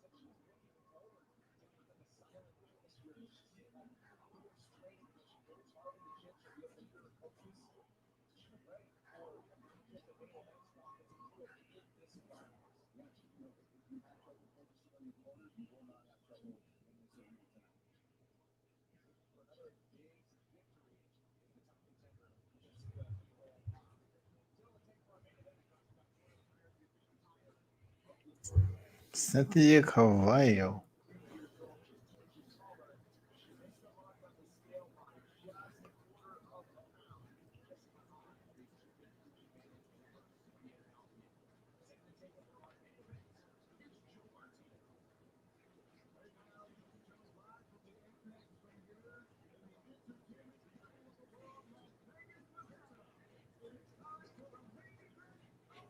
The main event of the evening.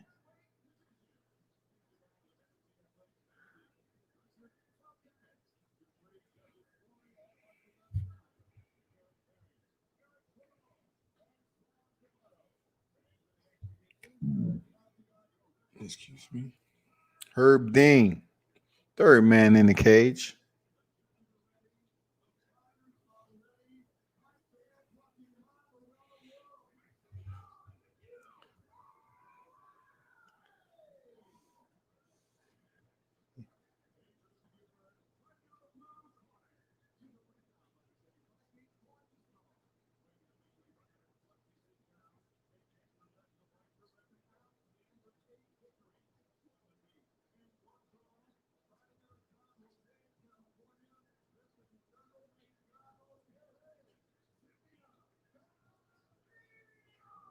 Cynthia Calvillo. Jessica Evil Eye.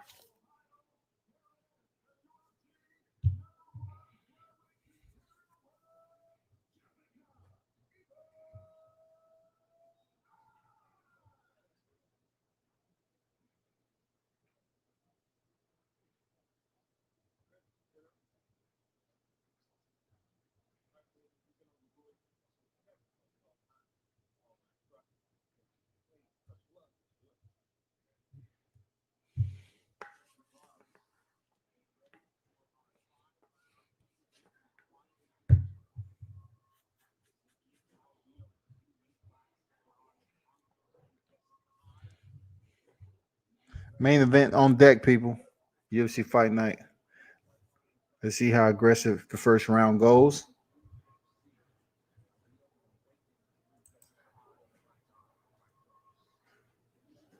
Jessica with the jab, trying to catch Cavallo coming in.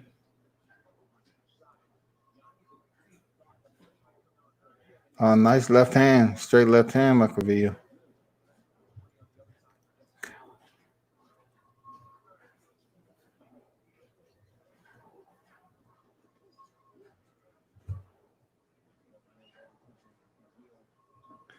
Cavillo came over the top with that right hand with bad intentions, but it didn't affect Jessica. Jessica's tough though. Cavillo with the double jab to the body. This is a 5-round affair, of course. Eyes taking her time, trying to use the counter jab because Cynthia is known to come in, blitz, throw combinations. I like Calvillo when she really starts to get moving. I like her movement in and out, how she closes down. Both women exchanging. Jabs landed.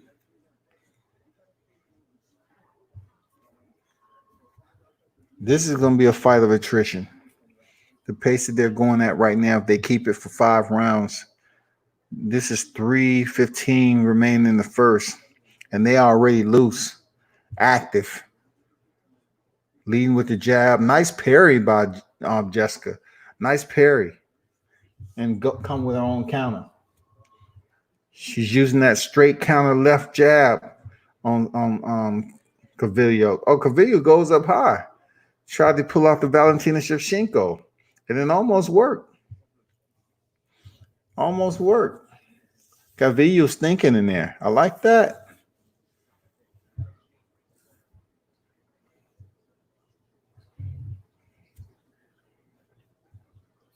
I cannot believe that she's going to be able to stand there and just counter with a jab. She's going to have to use her wrestling. She's just not going to be a counter puncher all night.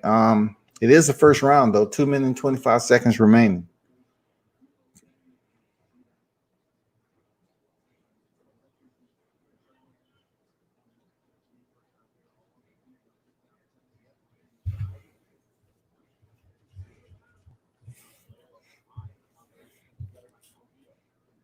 Calvillo's getting her timing, her speed.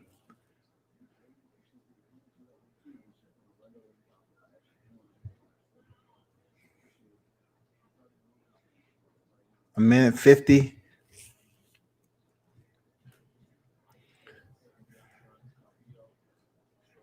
Calvillo switching it up a little bit. She's not coming straight in. So Jessica, she's going to have to make some changes. Oh, she almost caught her with that high kick again. So this time, Jessica caught it, but she almost caught. Calvillo almost caught Eye again with the high kick, the same side that Valentina Shevchenko caught her with. Eye's going to have to be very, very careful about that left high kick. That's disguised with a damn jab.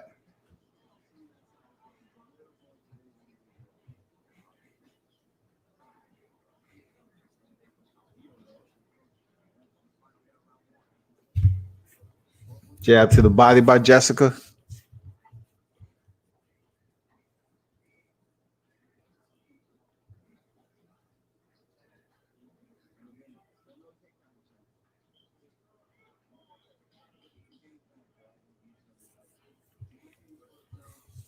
Nice combination on the inside by Jessica.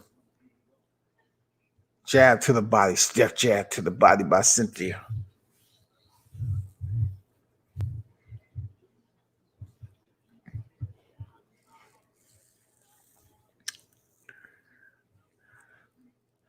$20 seconds remaining in the first frame. Cynthia's getting more movement. She's adding more movement to her dancing. You know, she's getting her footwork down. Or she just ate 2 punches to the face. She had good movement, but she just froze on center and allowed Jessica to line her up with 2 nice 1-2 combination, man. Easy. But that was a good round, man. That was close. That was a good round.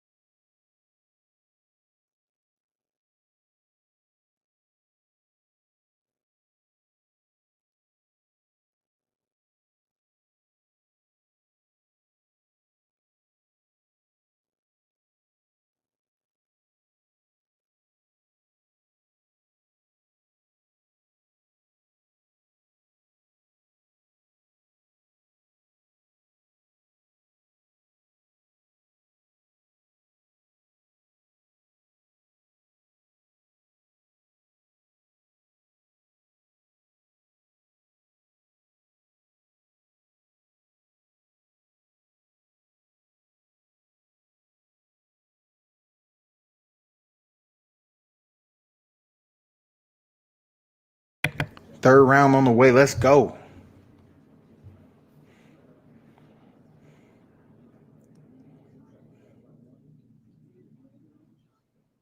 Jabs by both women.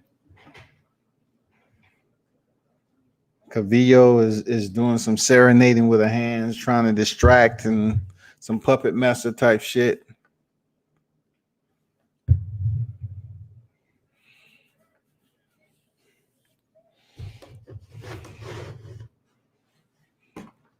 Not much action early in the third.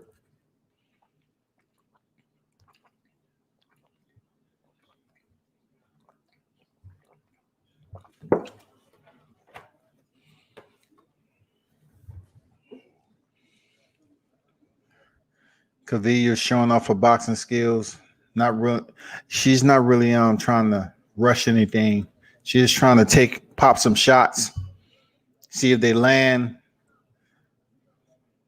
throw in some feints, possibly get Jessica Eye to commit on something so she can change levels and try to take her down again. Believe me, she's looking for that. She's looking to goddamn take it to the ground again. She has so much success, but she's not gonna rush into it though. Oh, spinning technique, miss. Jessica Eye, slipped underneath it. Real good. Stand vigilant.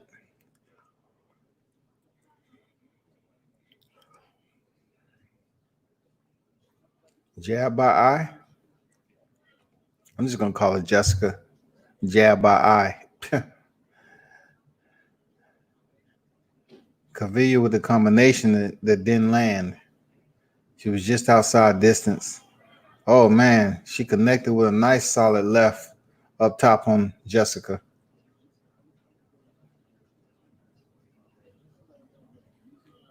Stiff jabs by both women. When they do close and exchange, they exchange.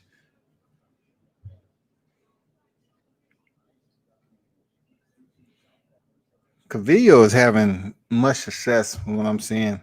Much more success, man, with her jab and her combinations. She's showing a better stand-up game. Jessica, in my opinion, is a little bit too upright and erect. She really has no rhythm in her side-to-side movement. You can easily get a reaction out of her once Calvillo comes on the inside. Yeah, she's going to try to counter. Calvillo comes in, land about 2 shots, and then she's out while Jessica Eye is trying to counter, and she's missing. How many times are you going to let Calvillo come in, kick in the door, do what she have to do, and leave?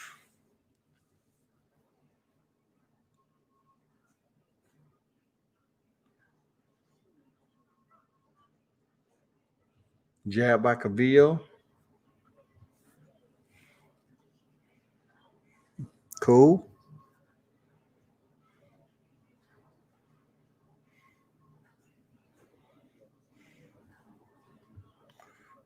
Swooping left hook, lead left hook by Jessica Eye. She missed the right, though. She landed that right. And guess what happened? She landed the right, and Calvillo took her down. I mean, it wasn't even set up with a punch or anything. She's winning there for the hips. And now, for a minute, she's going to put in some work. And when, Calvillo is on top, that's a long time. A minute is a long fucking time. So I'm curious to see what changes Jessica Eye is going to make on this time around.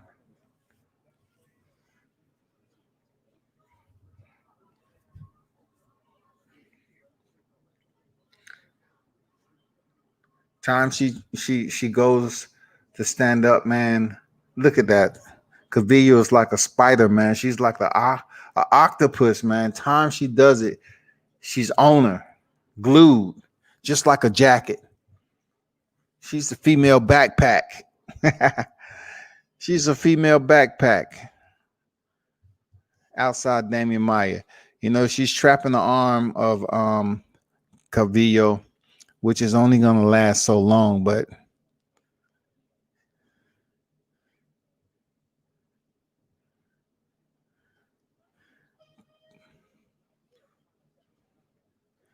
I mean that counts, Jessica. You're gonna have to do more, man. You're down 2. I think you might be down 2-1.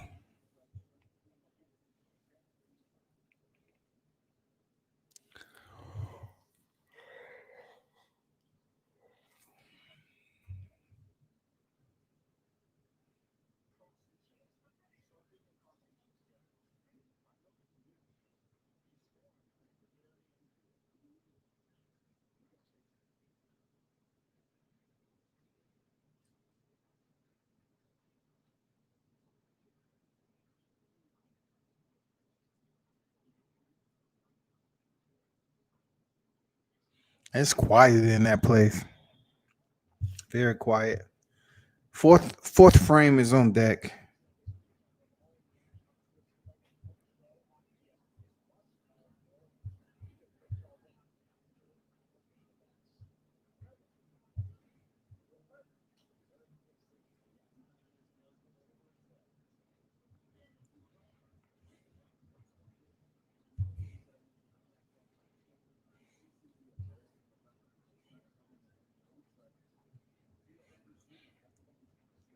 Caballo now, she's switching up her foot movement.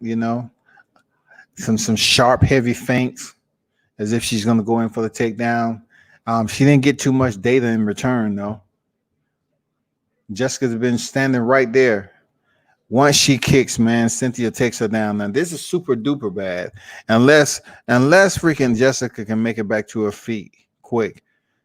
This is the plan. This time she has a lot of time to work. A lot of time to work. And Cynthia, look, Cynthia Calvillo, her jiu-jitsu game is just on a whole nother level from Jessica I. Period. Calvillo. Calvillo is just working around Jessica with ease, just like it's a white belt session. Seriously. She's working through this like it's a white belt session. And she's a brown belt.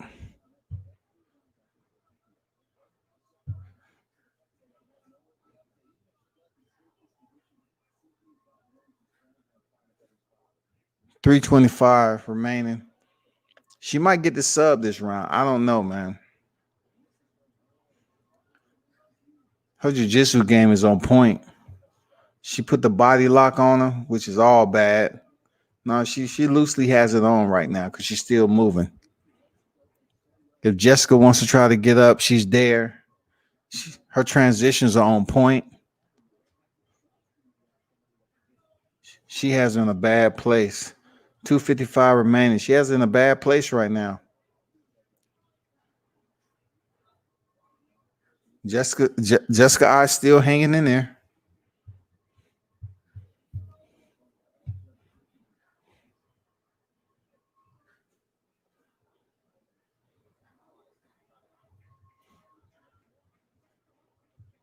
$230.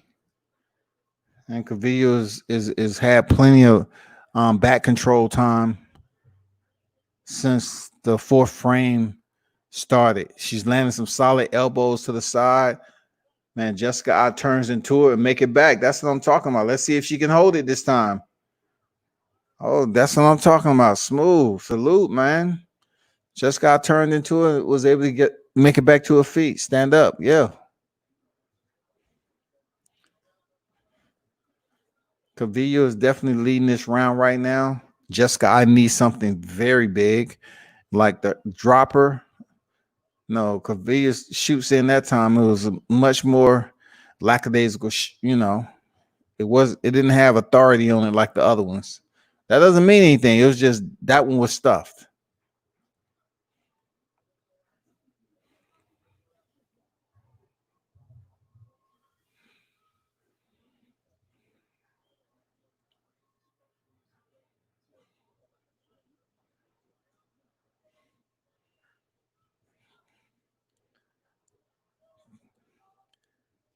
Calvillo,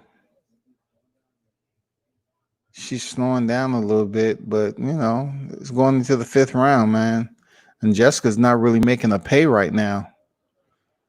She's not trying to snatch her heart right now when she's tired. She's just punching, approaching 55 seconds, man. Even if she is tired, hey, the pace that Jessica is setting is not putting her in any type of danger right now. You know what I'm saying? She needs to be in a predicament. She needs to be put in adversity right now so she can be exhausted going into the 5th round. Or maybe Jessica's tired too.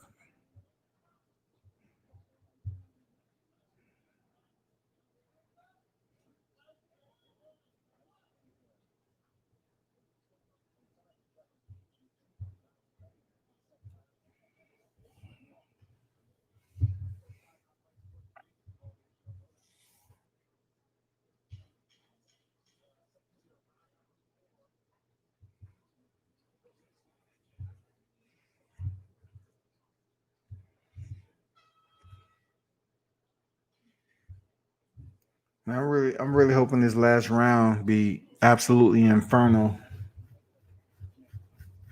I hope it has some to it, some conflagration.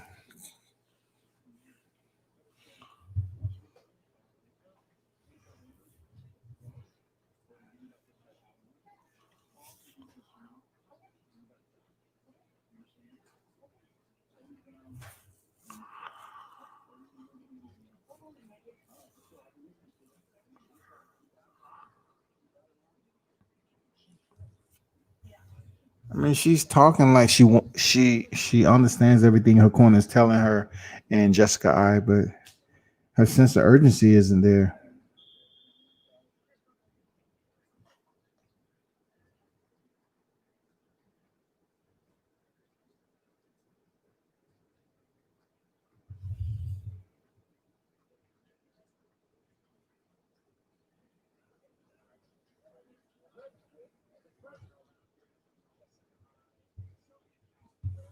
Fifth and final round, people.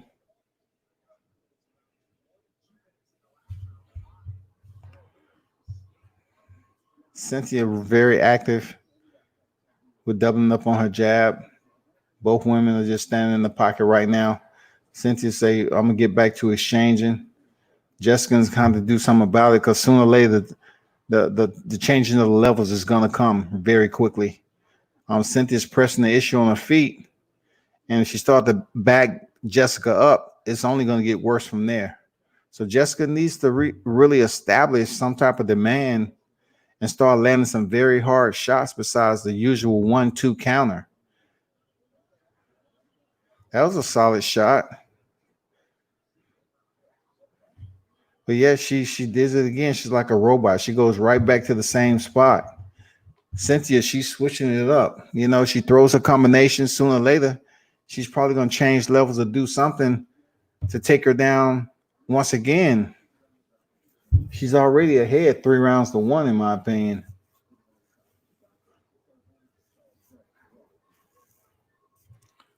Oh my God.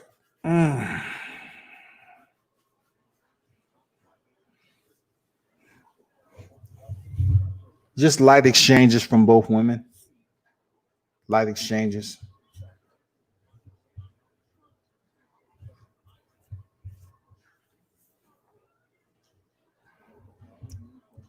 Another right to the body. Cynthia gets a little upset and lands a 3-punch combination. Jessica returned with another stiff right hand. 3 minutes 3 minutes approaching in the final round. I mean, this is not what I expected from these two, especially Cynthia. What Cynthia's did what she's supposed to do. She took her down. She put in work. She's been using her boxing. The jab is respectable. She just landed a 2-punch combination right there. Jessica swims in with the arms frailing, man. No way. None of that landed. Cynthia, like, do what you got to do. I'm up. You ain't doing nothing.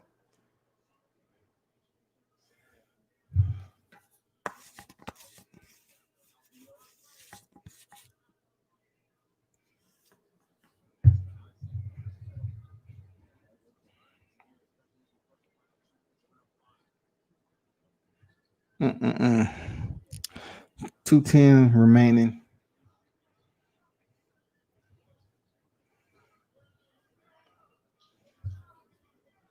That was a okay exchange from both women. And Jessica's just doing the same thing, nothing more, nothing less. She's just throwing 1-2, 1-2. Sometimes just the jab. She's not being active with any type of diversity, and like not diversity, but being versatile in her attack. She's just straight down the middle, either a counter or every now and then she might lead. You just can't do that on this level. You can't let your opponent circle you, and all you do is just pivot the pin. You're not trying to get in close because she don't want to get taken down. But look, Calvillo, she ain't trying to take her down in the fifth round because she already has in the third and fourth round. You know what I'm saying? So she's just walking this out. She's just, keeping safe, throwing some combinations with a minute left. She might even try to go for another takedown just to now seal the deal again.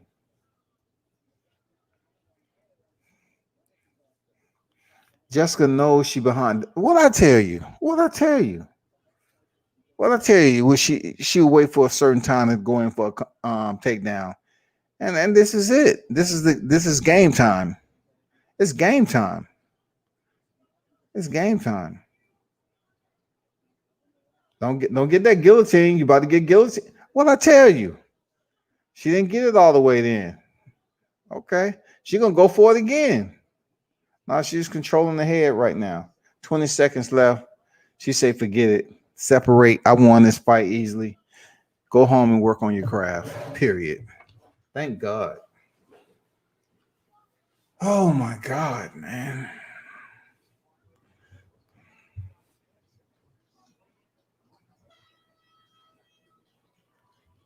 What is all the smiling and shit about? Hey, everyone that tuned in, as always, I appreciate your support. Whether you follow boxing or MMA, World Combat Sports is going to give you both. You know what I'm saying? It's a double package of combat love. You know what I'm saying? And reporting. You know how the media segue is. It's better to have several wheels than just one. And I believe that in reporting. So hopefully y'all pass the word, and I would definitely appreciate your input. Whether it's boxing or MMA. Be sure to turn up and tune in to World Combat Sports. Salute.